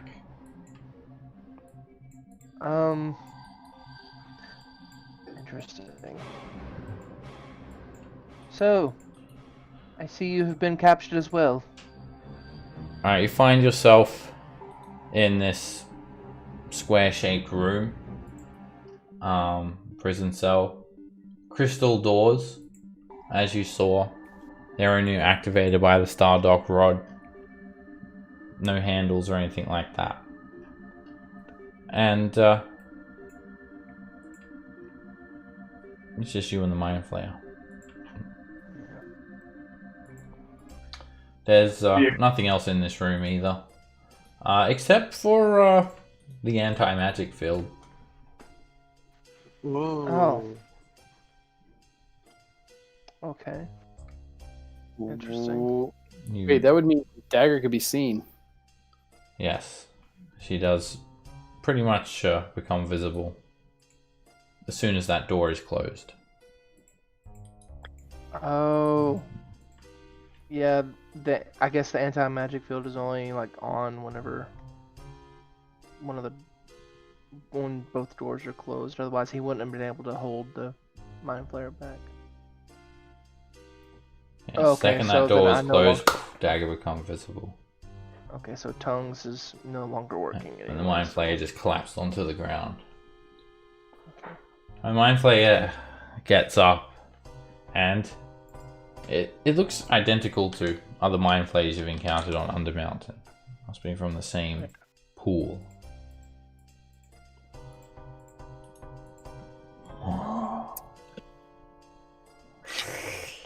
Is this food? Have you been brought to me for sustenance? Start speaking to everyone's into everyone's minds. Of course not.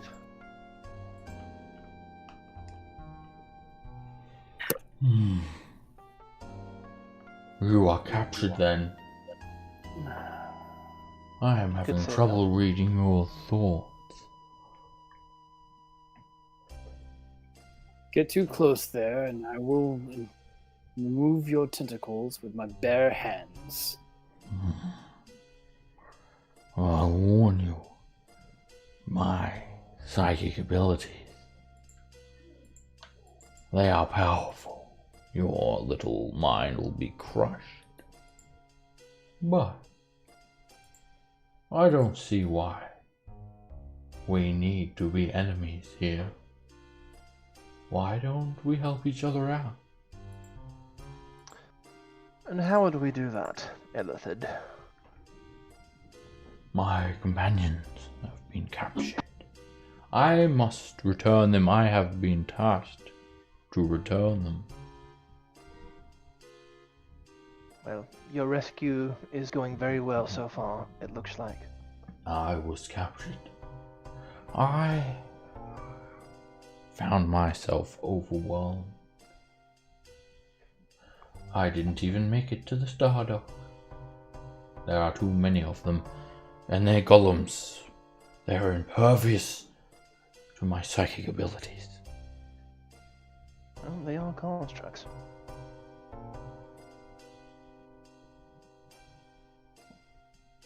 Why are you here? Surely you're not so foolish enough to pass through to level 17. Unless you're coming to sacrifice your brains for the greater good. A fine feast.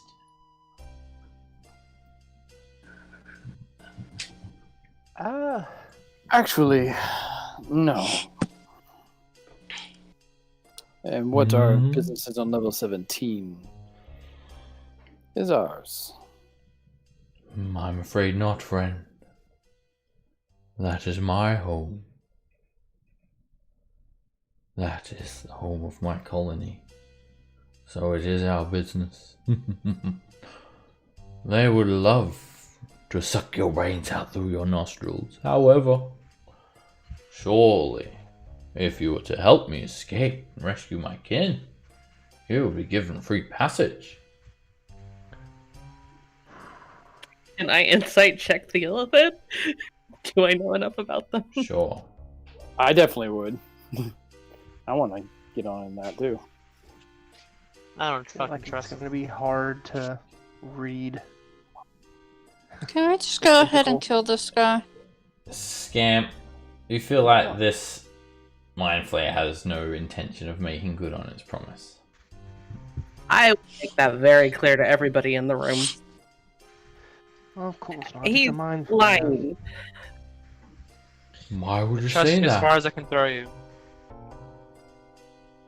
I am very good at reading people. And you, sir, have no intention of letting us pass through your home.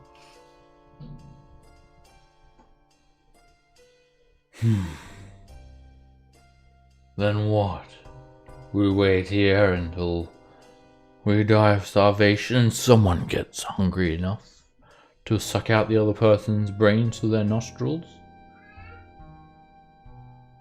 That is what we'll do, right? You know, why don't you sit over in the corner and wait for us to do that to you then? How about we make it a competition? You grab my face and I grab yours. First one to have its brain sucked out loses. Oh, I'm game. Think you want this. I don't think you want this, friend. That doesn't sound quite fair.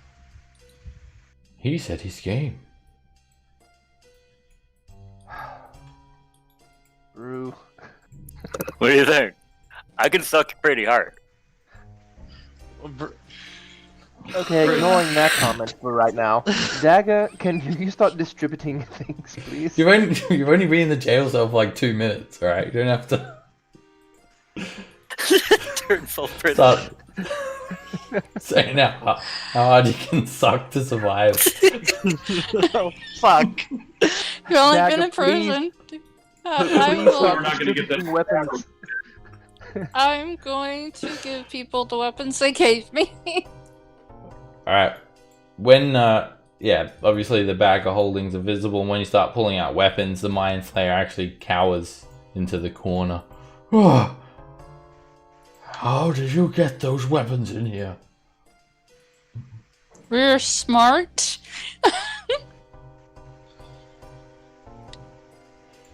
What is Dagger, I'm this gonna have then? you. Dagger, I'm gonna have you go ahead and hold my bag of holding now. It's not gonna do me any good in Animagic.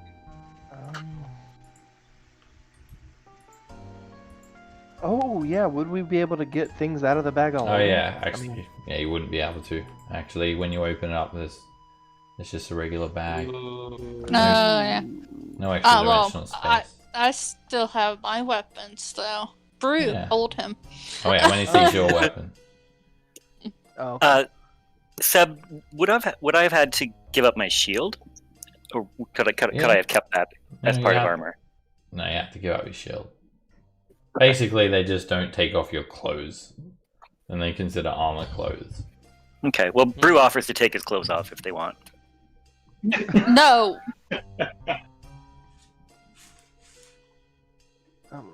Suit yourself then. I cannot protect you if you wish to travel to the colony. But know that when you stare down the face of a sphincter-like Moor, that you had this opportunity and you threw it away. Whatever, you Kalmar looking fuck. That is a very disturbing picture that you've painted. What? Why would you refer to your own mouth that way? What do you mean? Look! You know what a sphincter is, do you not? Oh, is he talking about his mouth? He's Oh. talking about the lamprey-like hole that he has there that he uses to crack skulls and eat the membrane between your ears. Which is quite impressive, but still, calling it a sphincter-like maw, like yourself. Well, So you have no intention of freeing me? no. Why would we? I understand. Is there anything around I could use as an improvised weapon, like a piece of rock or anything? You can like rip off a chunk of crystal. I mean, Okay. you could punch him too. I'll do that.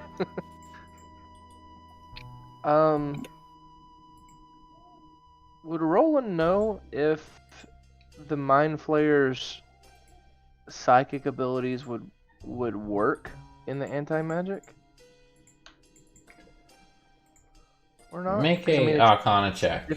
because it is different. At least I think it is. We have He- run into them before. He did mention that his Psychic powers were telepathy, at least, great. like he was having trouble reading your mind. Yeah. But I mean, that's a detect thought. I don't know. Well, maybe not. I don't know. 21? As far as you can tell, Roland, their psionic ability, although it doesn't like run in the same classes, being magic, it's still a magical effect. And you don't think his mind blast would work, but Okay. don't become complacent. He still has his sphincter-like maw and could rip out someone's brain quite easily if you got too Yeah. close. Okay. But he doesn't seem like he's gonna like start fighting you guys. He just seems sad now that you won't help him. Roland has Normally- no pity. Normally, I'd have pity, but he has threatened us several times and then lied to us about passing safely, so not so much. Yeah, I don't think any of us are gonna get any sleep if this guy's in here. Well, I mean, we can just watches. As long as somebody's up, I Yeah. think it should be fine. Maybe somebody shifts else with knows. 2 people up if we can, have a melee person and a caster up at the same time. Well, I mean, cast. Well, I would say melee and at least one other person. Like the other person can be a number of things, but Roland is essentially useless in here. Yeah, I mean, I am too, but I guess my thought process was a useful person and a useless person, and I was just kind of classifying casters as useless for this particular scenario. Why do you abhor me so? You wish to travel to the Stardock?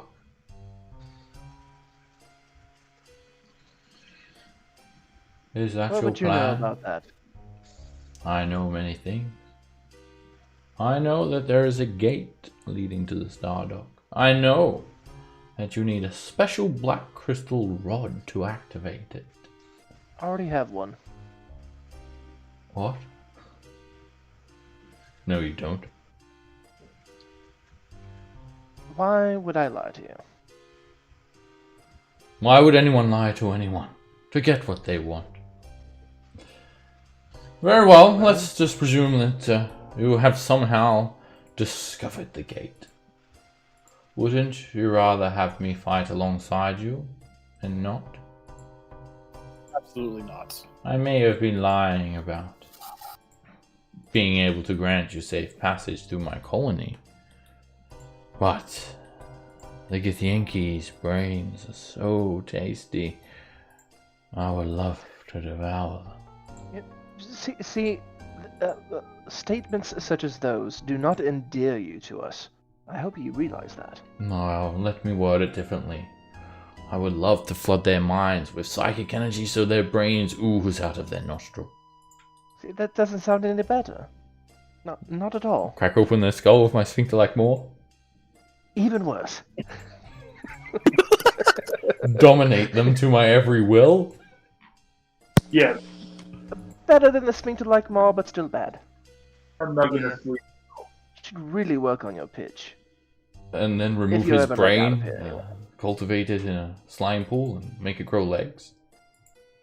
See, everything that you say is just awful. I don't You understand. humanoids are bizarre. Well, maybe we are, maybe we're not. Doesn't really matter, because we will not be working with you. So be it. Yes, so be it. Alright, who has first watch? So yeah, you guys are going to be waiting here for quite a while, about 10 hours. And it's boring.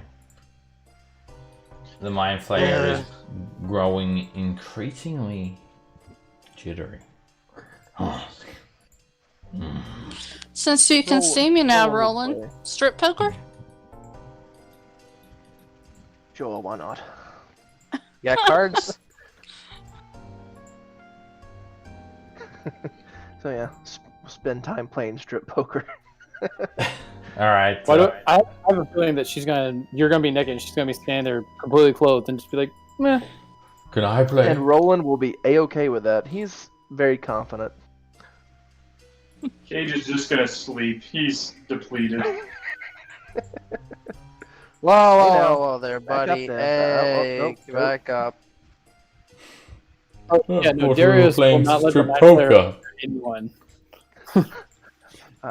No, you're not invited to this. Sorry. I've got a good game. Humanoids What about only. strip poker, and if you lose you have to peel off your flesh, revealing your sweet, sweet brain. Yeah, okay, I'll play that. Just- No, God that's damn it, Brew. Hold on, Brew. No, that sounds awful. What? But I'm pretty good at games. Yeah, All right. I have a feeling So- this thing would cheat. You guys pass the time and you basically tell the mind flayer to get in the corner. And yeah, he stays alright. on his side, we'll stay on our side. It's time to go to sleep now. So, the mind flayer says, I'll take first watch. No, you go over there. I'll take and- second watch. No, You take don't no worry about watch. it.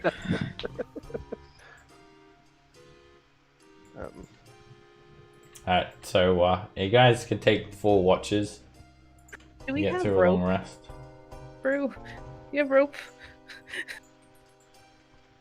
I It's in my pack, which I think I left in the other room. I left mine in the Oh, room. actually, no. I wear a silk rope as a belt. I've been doing that since like level 4. Is it holding up your pants? I was about Yeah. to say, do your pants Yeah, it is. Oh, you're gonna be pantsless? Jesus. But if we can tie up the mind flayer to restrain him while we sleep. Yeah, I'm standing right here, you know, I can hear you. I don't think I'll Good. jump for that. Yes, we don't care. I do not agree you- to this. The only issue with that is that, well, one, we would have to wrestle with him to get it done, and I know that you could probably do that easily enough, but it would be hard to explain when Erlon comes back, or if he has anybody with him. Why? Hard to Brew would explain be how we pantsless. tie that thing up. Well, oh yes, I said. Well, We were using his belt as the rope. All right. Let me rephrase this. I don't want to sit around with Brew pantless all night. All right. Yeah, I think is yeah. what I'm I mean, trying to get at. Yeah. Once I mean, Victor, Which I can Roland get has behind very, that. which Roland has very little clothing on at the moment right now because he's bad at poker.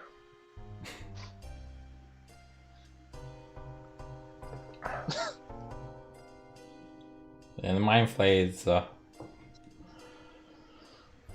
just standing there, saying, I'll not let you tie me up. We'll have Yeah. to fight him to tie him kinda up, thought- and we'll end up having to kill him, and well, I suppose they probably don't mind us killing him, but I'm sure there is still hope that I can join you in your incursion. I doubt that. Maybe an insurgent? Well, let's just keep an eye You on do him. realize we're going to have to kill him to keep him silent because he is going to tell whoever opens that door that we plan on attacking. Who is going to believe him? If Yankee hate mind flayers. They're not They gonna don't have to anything believe he him says. as long as it gives them an excuse to attack us. Well, if they Don't leave the be door, foolish now. I've already relayed our entire meeting to the rest of the colony. They've been listening to every word you've said this entire time.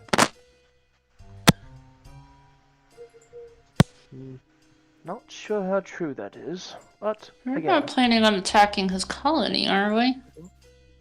I mean, no, I don't think so. We just wanted to go through level 17. Yeah, so, yeah. I'm staying silent. Yeah, you feel Same, like yeah, same. mind flayers. He's not lying. They're a hive mind. They're all telepathically connected. Everything that we've been saying here is being shared with all the rest of his colony, unless he's further than 5 miles from it. Which, if it's on the next floor, is highly unlikely. We did get a certain request from a certain tavern Someone. proprietor, I think it was, regarding. No, it was Something. to find out. It was to find out the source of something. It wasn't to kill a mind flayer colony. So we it are still was, telling the truth. To learn its intentions, and if they are sinister, then you should dispose of it. Ah. Well, Yeah. I'll bring we up don't- that quest. Yeah, it's not. I think it's But we speak about don't that in know. It's mind Yallister. flayers, so. Gallister. Well, He thinks it's I an mean, elder But- brain. Yeah, Yeah. he does. Wait, where was that quest? It's Jallister's quest, I know, right? Jallister gave it to you guys. Yeah, Durnan kind of Reminded wanted us. you guys to keep it hush hush, but yeah, Jallister, as Captain City Watch, was quite concerned. But it wasn't us going down to the colony that I was referring to. It was the Gith.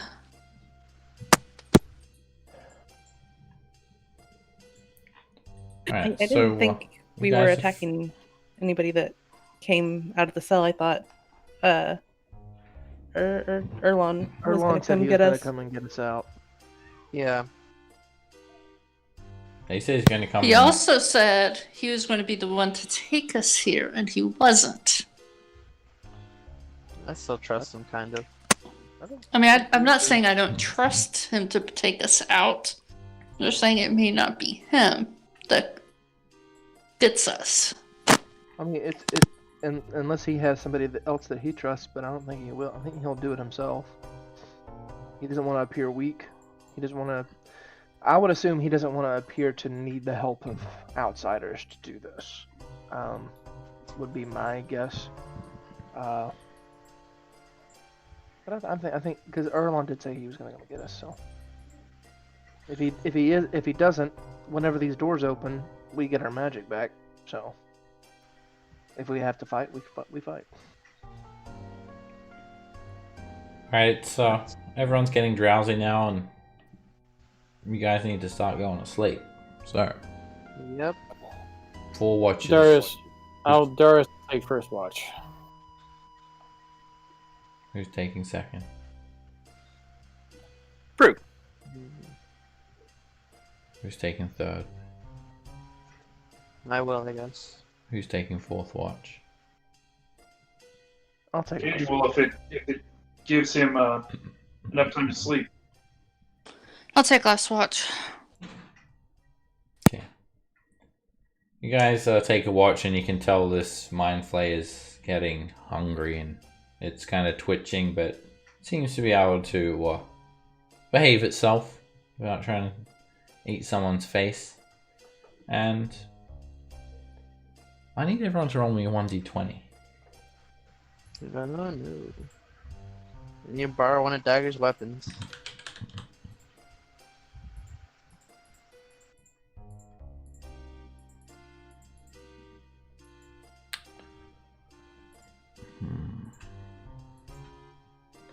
I just need to check something else. Okay.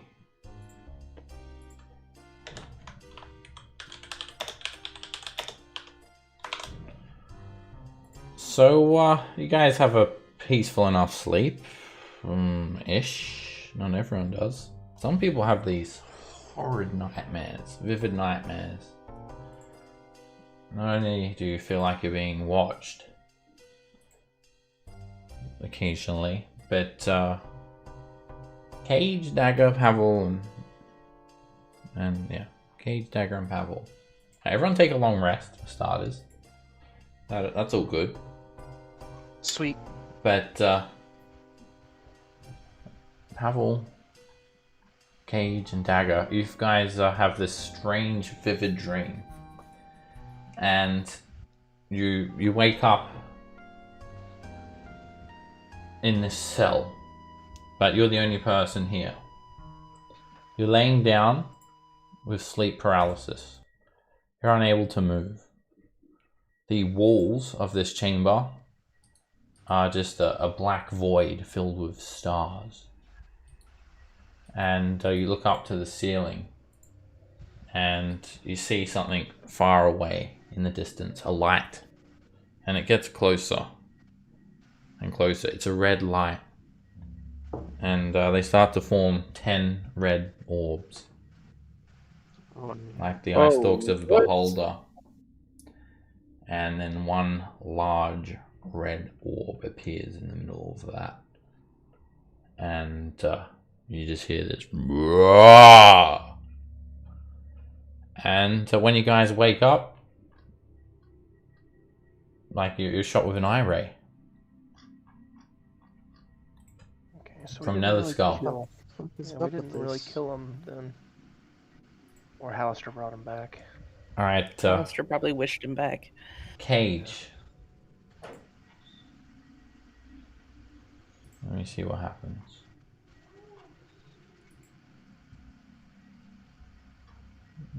Can the eye rays hit us if we're in an anti-magic field? We'll find out. Cage, make a dexterity saving throw.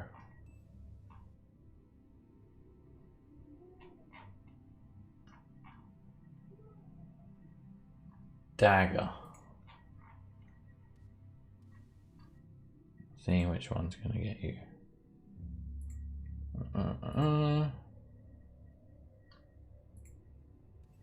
Still going. Dagger, make a dexterity saving throw.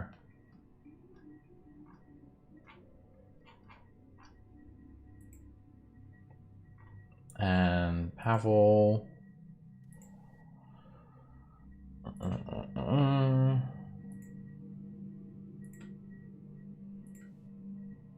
Make a Constitution saving throw. No, sorry. Dexterity for you too, Pavel. Dexterity. Damn. Dex saves all around. Alright, so yeah, this vivid dream. I mean, it's a dream of Nether Skull's orbs. And, like, when he shoots an eye at you, you wake up the next morning. And, yeah, you're targeted by one of these eye rays. Cage, you are turning to stone. Your legs are stone now, you're restrained. Dagger, you dodge out of the way. And it's like this wicked black beam whooshes on by you.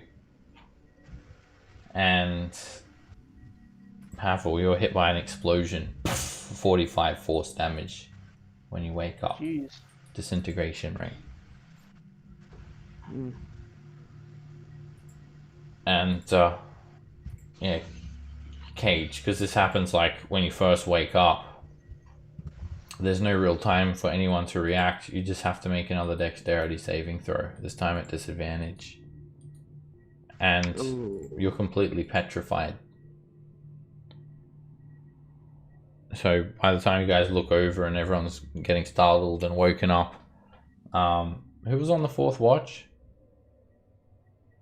Cage I at was. Dagger. It was Dagger. So yeah, you see him and there's little you can do for that. When you're petrified, you are turned into stone. Your weight increases by a factor of 10. You see saging, so that's good. You're incapacitated, you can't move or speak. Attack rolls against you have advantage. You automatically fail strength and dex saves. You have resistance to all damage, and you're immune to poison disease. So bad. This happens when you guys wake up, and this Mind Flayer kind of hisses, kind of sees a bit of a weakness, and this is when he's going to choose to attack. Oh. Alright, you guys have woken up at this stage and you've stood up, and that's about it. You haven't prepared any more spells or anything like that. It's like, this has woken everyone up. So, Brew. Not that you can cast any spells. Brew, you're up first. The Mind Flayer is like hissing and just like going to like grab someone. Right. I will spring up, rush at it.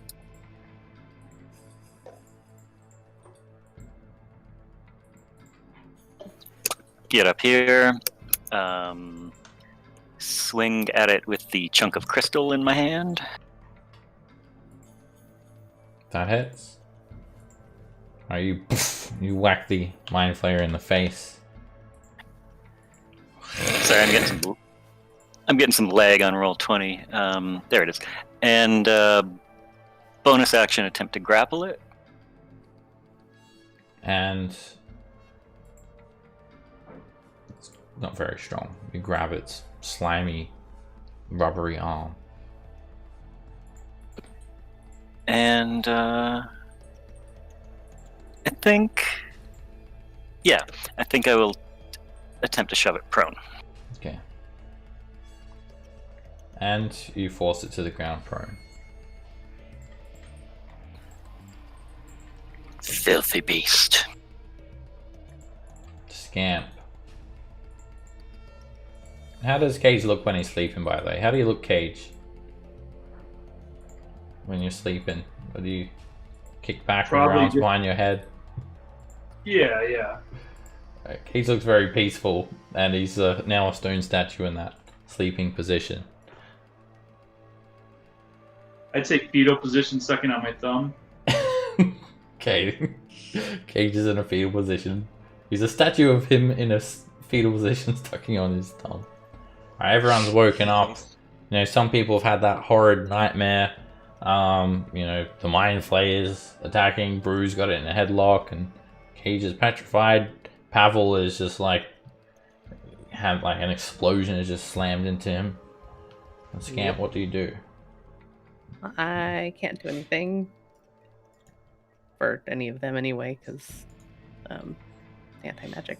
So I'm just gonna come up and like kick the Mind Flayer. Okay, make an unarmed strike. That's How do I do that? strength plus proficiency bonus, and it does 1+ strength modifier damage. It's just like a strength check, basically. Yeah, plus I think 5. Is your proficiency bonus 5? Yeah. All right. You Wow. crit it. It doesn't do any extra damage because the unarmed attack is only 1 damage, but you still kick it straight in the face. What's your strength score? 0. All right, you crit it for 1 damage. For the score. Modifier 0. That's my favorite crit ever. Scam basically just trips over it. Dagger. Well, it's prone, so.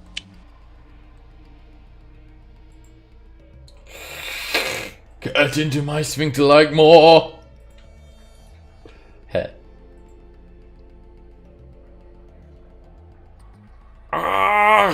You just like jam the rage into its face. -1 damage, if that means anything.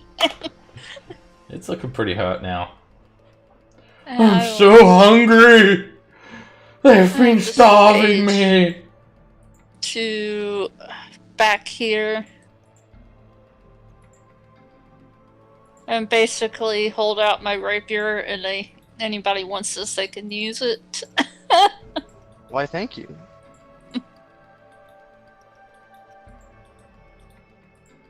Darius.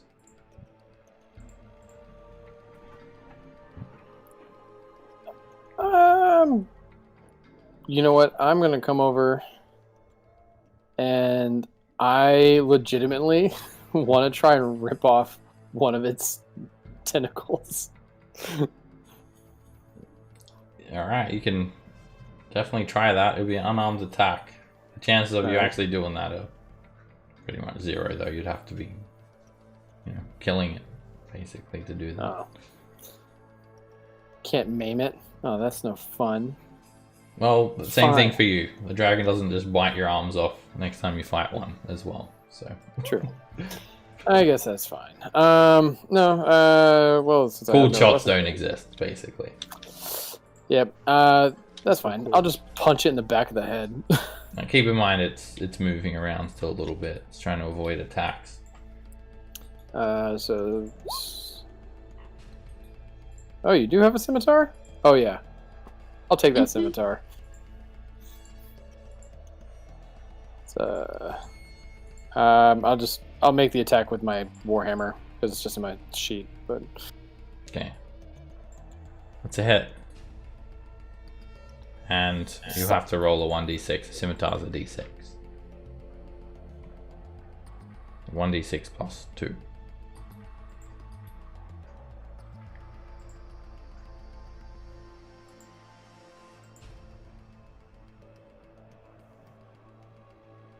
You slash into the Mind Flayer, and you just slice along its arm.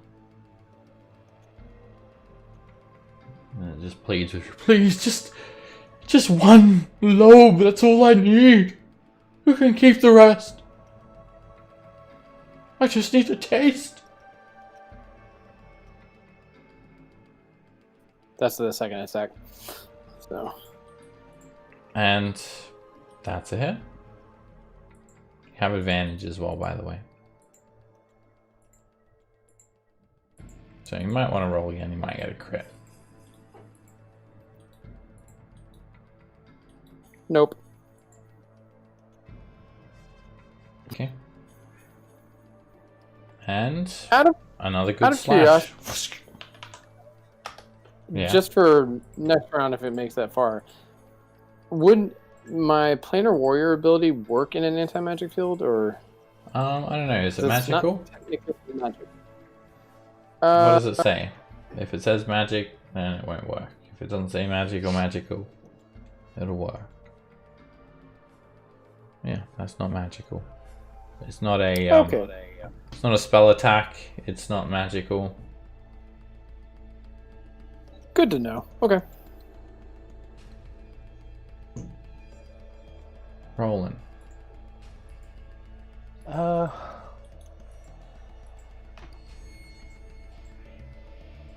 Walk up to the dagger. Do you mind if I use your rapier for a moment? I can't really do anything else. Go for it. I'll give it right back. And I'll thank dagger and step up. And let's just see if we hit first. I don't have a rapier just on my sheet, so let's roll a dagger attack. Hit. So It's 1d8 D8. damage. D8. Okay. Is it Plus magical? your It's finesse as well, so you can do dexterity. Well, Well, I mean, it's- my dex bonus is only +1 anyway, but like, is it magical? Anti-magic field. it Oh would yeah, be I'm in an idiot. this. Yep, it's just a D8, D8 +1. You don't have to do this. Shut up. Oh, damn you and your classic elven rapier training. Ah.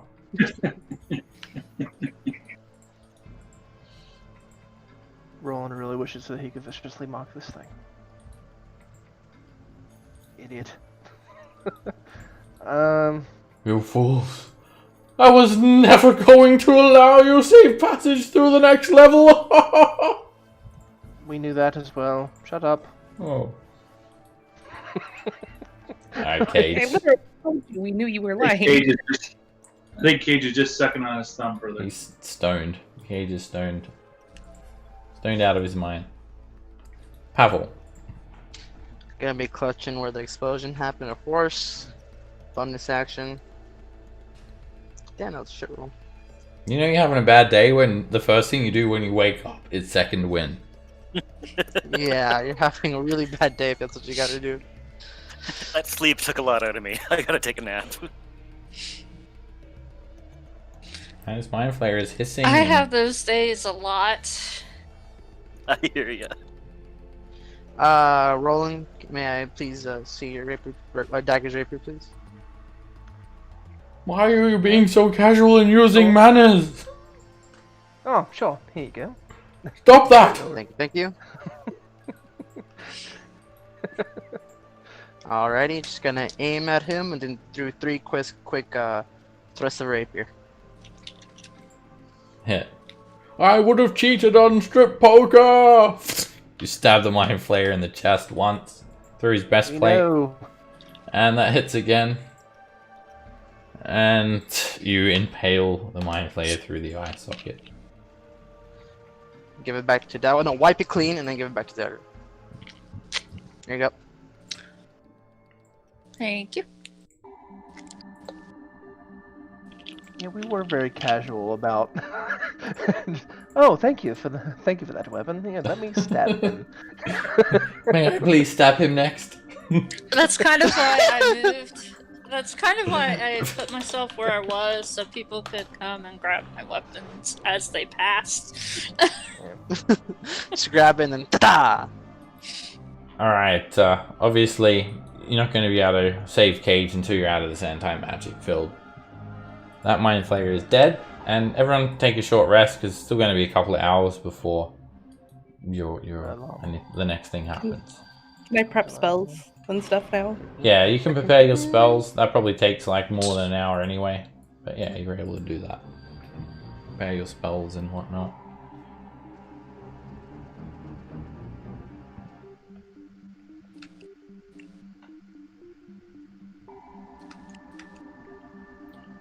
At the end of that debacle, and maybe a couple hours later, the door opens and Erlon just starts saying, As soon as I feel I can go invisible, I'm going invisible. Okay. Alright, so here's what we're gonna do. We're gonna kill the Mind Flayer and try and frame it and... Oh. Wow. Way ahead of you, Elon. Way ahead. Because we're sitting there just picking your teeth and whatnot, kind of like, oh, you're here. It's time to go. What happened? He Oh. points to Cage. Oh. Oh. Well, now that the door's open, Scamp, did you want me to do this, or did you want to do this? I can do it. You Uh, use spells more than me, I think, in general. So you can save yours for combat. And I'll grade our restoration on Cage. Right. Roland will go ahead and cast tongues on himself. Thank you again for the restoration. Yep, I'm glad we got lots of diamond dust. I'm going to need the Stardock Rod.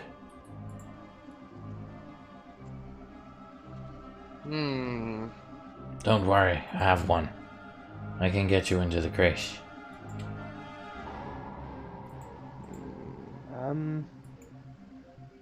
Well, if you have one, why do you need ours? Because Yeah. the one that you have was taken from Desla. Right. We need to make it look like you've escaped, yes? I suppose.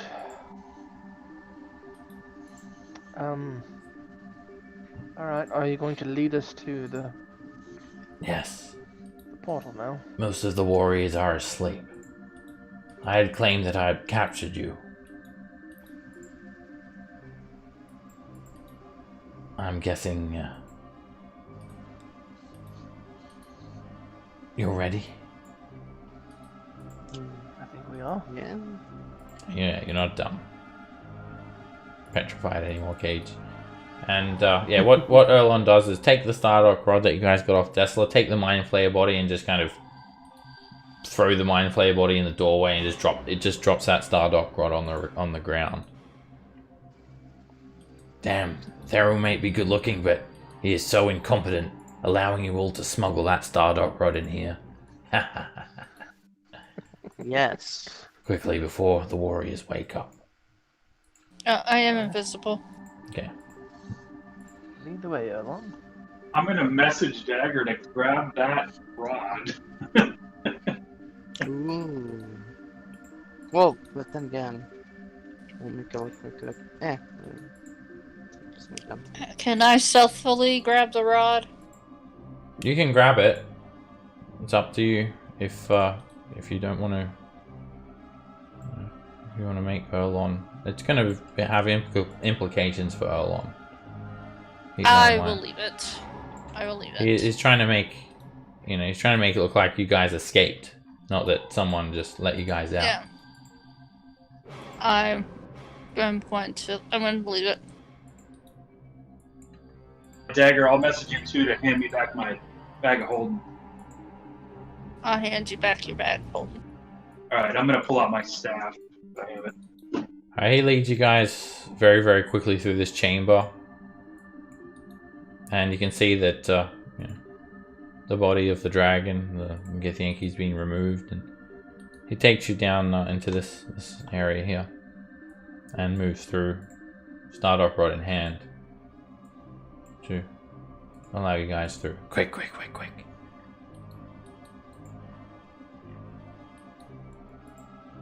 We need our stuff back. Your bags are waiting here in this corner.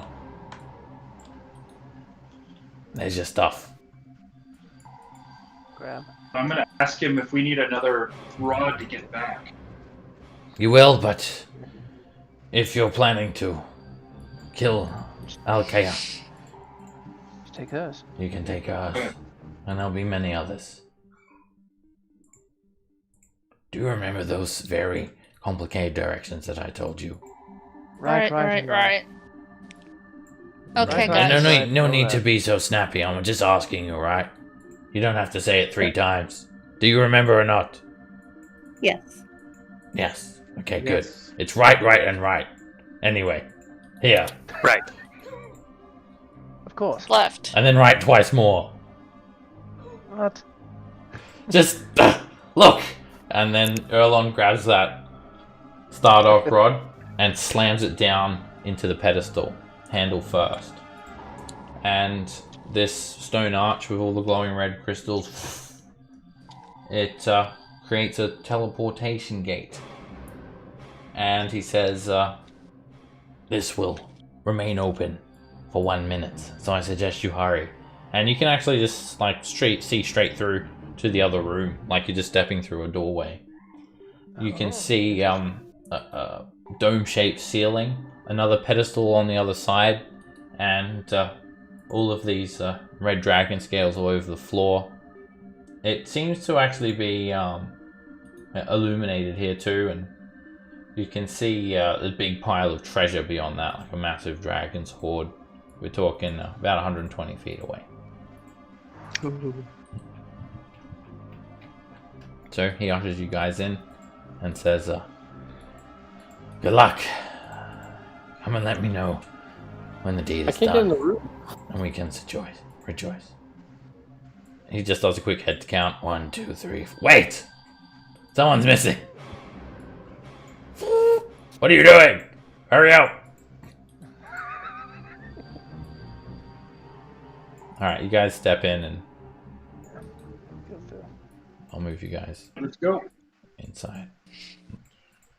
I'll follow Brew. Head on in. Do we want to use my dust of disappearance?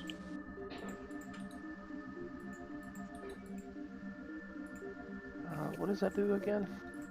It can make everyone around me invisible for within 10 feet of me invisible for 2d4 minutes. That's not a bad idea. Yeah, I think it's great. I like it.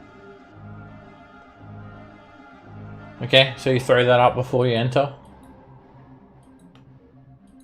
Yeah, right before we enter. Alright, roll 2d4 dagger. Be same time for everyone.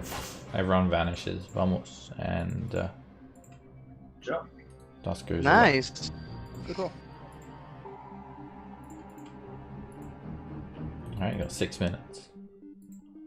What? And let me just That's put these markers. Keep in mind that can still be detected. People can hear you. And creatures can smell you. Brew. Not just you, Brew, but everyone. I mean, we've taught Brew the joys of bathing. Brew has bathed. true. It may That's have been a 10-day ago, but he has bathed. I wonder if Brew's actually put his clothes back on since he pulled that rope off the. Oops. Sorry, forgot about that. Oh, well. I can't go back now. Nobody can see him now. It's fine. It's canon. Brew's just now naked. He's that guy. He is Leroy Jenkins in the flesh. Leroy. Okay, so you guys have stepped, like, you've just literally stepped through a window, and that gate does close behind you. When you enter this area, it's uncomfortably hot. It's like super hot, like 120 degrees hot. And there's just this big whoosh of heat that washes over everyone. So in this room, there's a 30-foot high dome ceiling and dragon scales all over the floor, everywhere. Identical stone arch behind you with a pedestal. And 20-foot wide tunnel leading south. 20-foot wide tunnel leading north. 20-foot wide tunnel leading west. The terrain, it's like a grey stone. It's all a jagged grey stone. And yeah, there's like big pile of treasure here. We're talking a massive hoard of hundreds of thousands of coins. Mixed coinage and other treasures. Don't touch it. Probably more, maybe, you know. I mean, there's gemstones, there's coral branches, there's paintings, there's I've bejeweled. seen this horrible movie called Hobbit. Don't touch it. Maybe. What is I mean, it's almost as big as the hoard of gold pieces that you saw in Dragon Heist, and that was 500,000 gold pieces. Jesus. That's actually how much that was? Jesus Christ.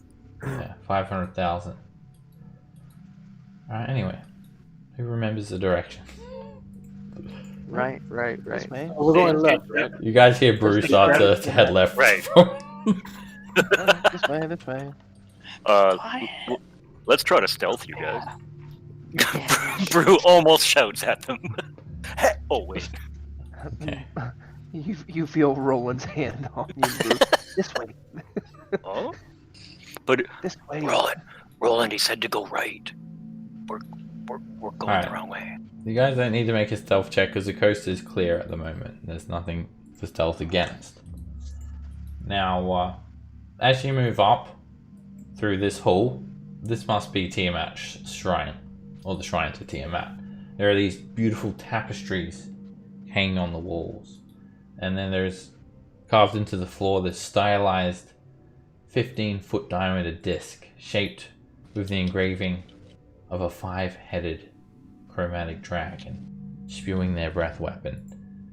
One tapestry on this wall, it depicts Tiamat, the god of dragons, fighting 12 storm giants.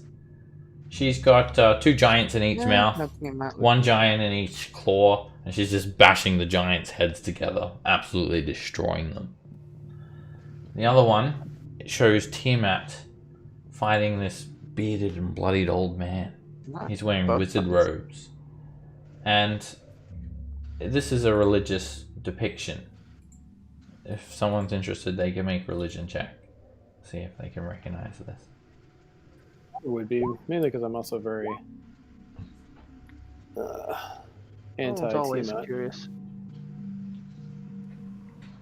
Alright, Brew, you think it's like a Hydra fighting really hairy, blue-skinned humans? Pavel, you think it's some sort of like dragon god thing. Dagger, you probably don't even care. And Roland and Darius, I don't. you see this as a depiction of Tiamat fighting Bahamut. Bahamut has these 7 golden canaries circling his head.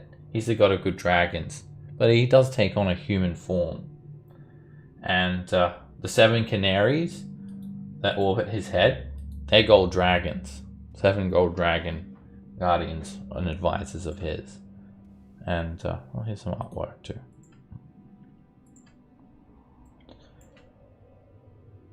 His canary is a lot better than ours was. He's depicted to be so small, and Tiamat is depicted to be so large. Alright, it's very, very quiet and peaceful here. And there are 3 exits to this room. A door west, a door east, and a door north. This way. Alright, you push through this door. And now I'm gonna need a group stealth check. Seb, it's all bright light here. Yeah, it's all lit up. There's sconces in walls. Continual flames lighting everything up. You think you don't have dark vision. Hopefully they don't have good passives either. Alright, you creep this door open. And I just gotta check something actually. Oh my. Alright, as you creep this door open, there's a couple of chambers here. This place has a very cavernous appearance, very cave-like. Anyway, there's a big bunch of Githyanki. They look like just teenagers. A big pile of them sleeping. They're still asleep. Some of them are sleeping in these small stone frame beds, and other are just piled on the ground with bedrolls. They all have some armor on and weapons laying nearby. there's what looks like some sort of training obstacle course off to your right here. Some straw dummies, and they look like mind flayers. They've got like wooden mind flayer heads crafted out of them. Some sort of large climbing apparatus mounted to the wall, and Gith Yankee inscriptions carved into the walls as well. Maybe some sort of propaganda or something. A cave off to your left as well. The sleeping Gith Yankee have not been alerted to your presence. None of them stir. Good. Around the corner to the left, you see actually a quarters, and there is a 4-poster bed with a male Gith Yankee knight sleeping in it. You recognize him as a knight because of the way he's dressed. His plate armor, the gemstead into his armor, and his silver greatsword is just leaning against the bed. He's asleep. Moving the ball.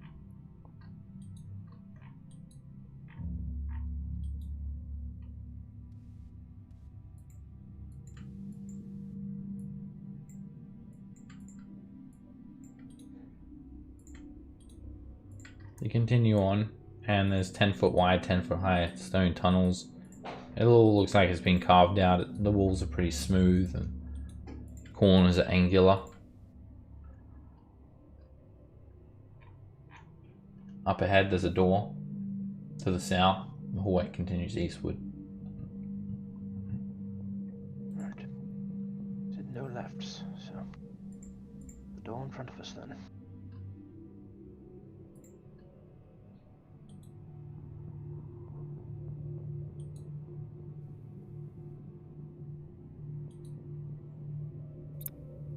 Brew a motion to Dagger to go ahead if you want to try to.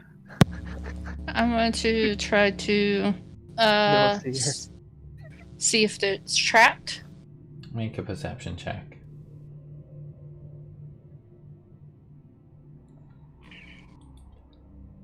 The door is actually made from lacquered wood. Looks pretty fine. Looks kind of out of place with all the stonework, and doesn't look hazardous in any way. Is it locked? No. Okay, I want to try to stealthily open the door. Okay. Alright, you crack the door open.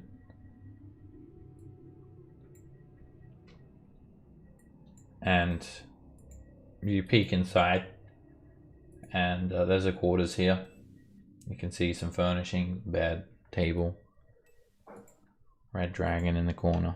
The dragon immediately just looks up and looks straight at the door, straight at everyone. Starts breathing out smoke through its nose like it knows you guys are here. And then standing at this table is this female Gith Yankee, dressed in very fine armor. She has one of these silver greatswords, and she's just poring over a couple of documents on this table. And the dragon just says, "Who goes there? Show yourselves." And Alkea immediately draws her sword, swings around, and she looks towards you all. And that's where we'll end the session. Dun, dun, dun. Dun, dun, dun, dun. Red dragons. Oh, Well, so we it's got this person here. We got nice and close there. Hey, I did prep some stuff that'll hopefully help a little bit more, maybe. Hey, we didn't have to fight that room of Gith Yankee. Yeah, that would have Yeah. been difficult, I think. So, And killing of teenagers. But be ready for them to come up behind us once the noise starts. Yeah, exactly.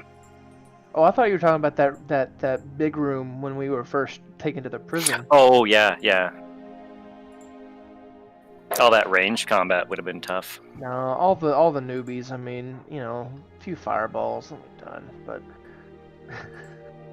Everyone's all powered up now. yeah, good to go. All right, we'll see what happens next week. I'll see you guys Yeah. then. Thank you, Seb. Thank you, Seb. Take care, guys. Bye.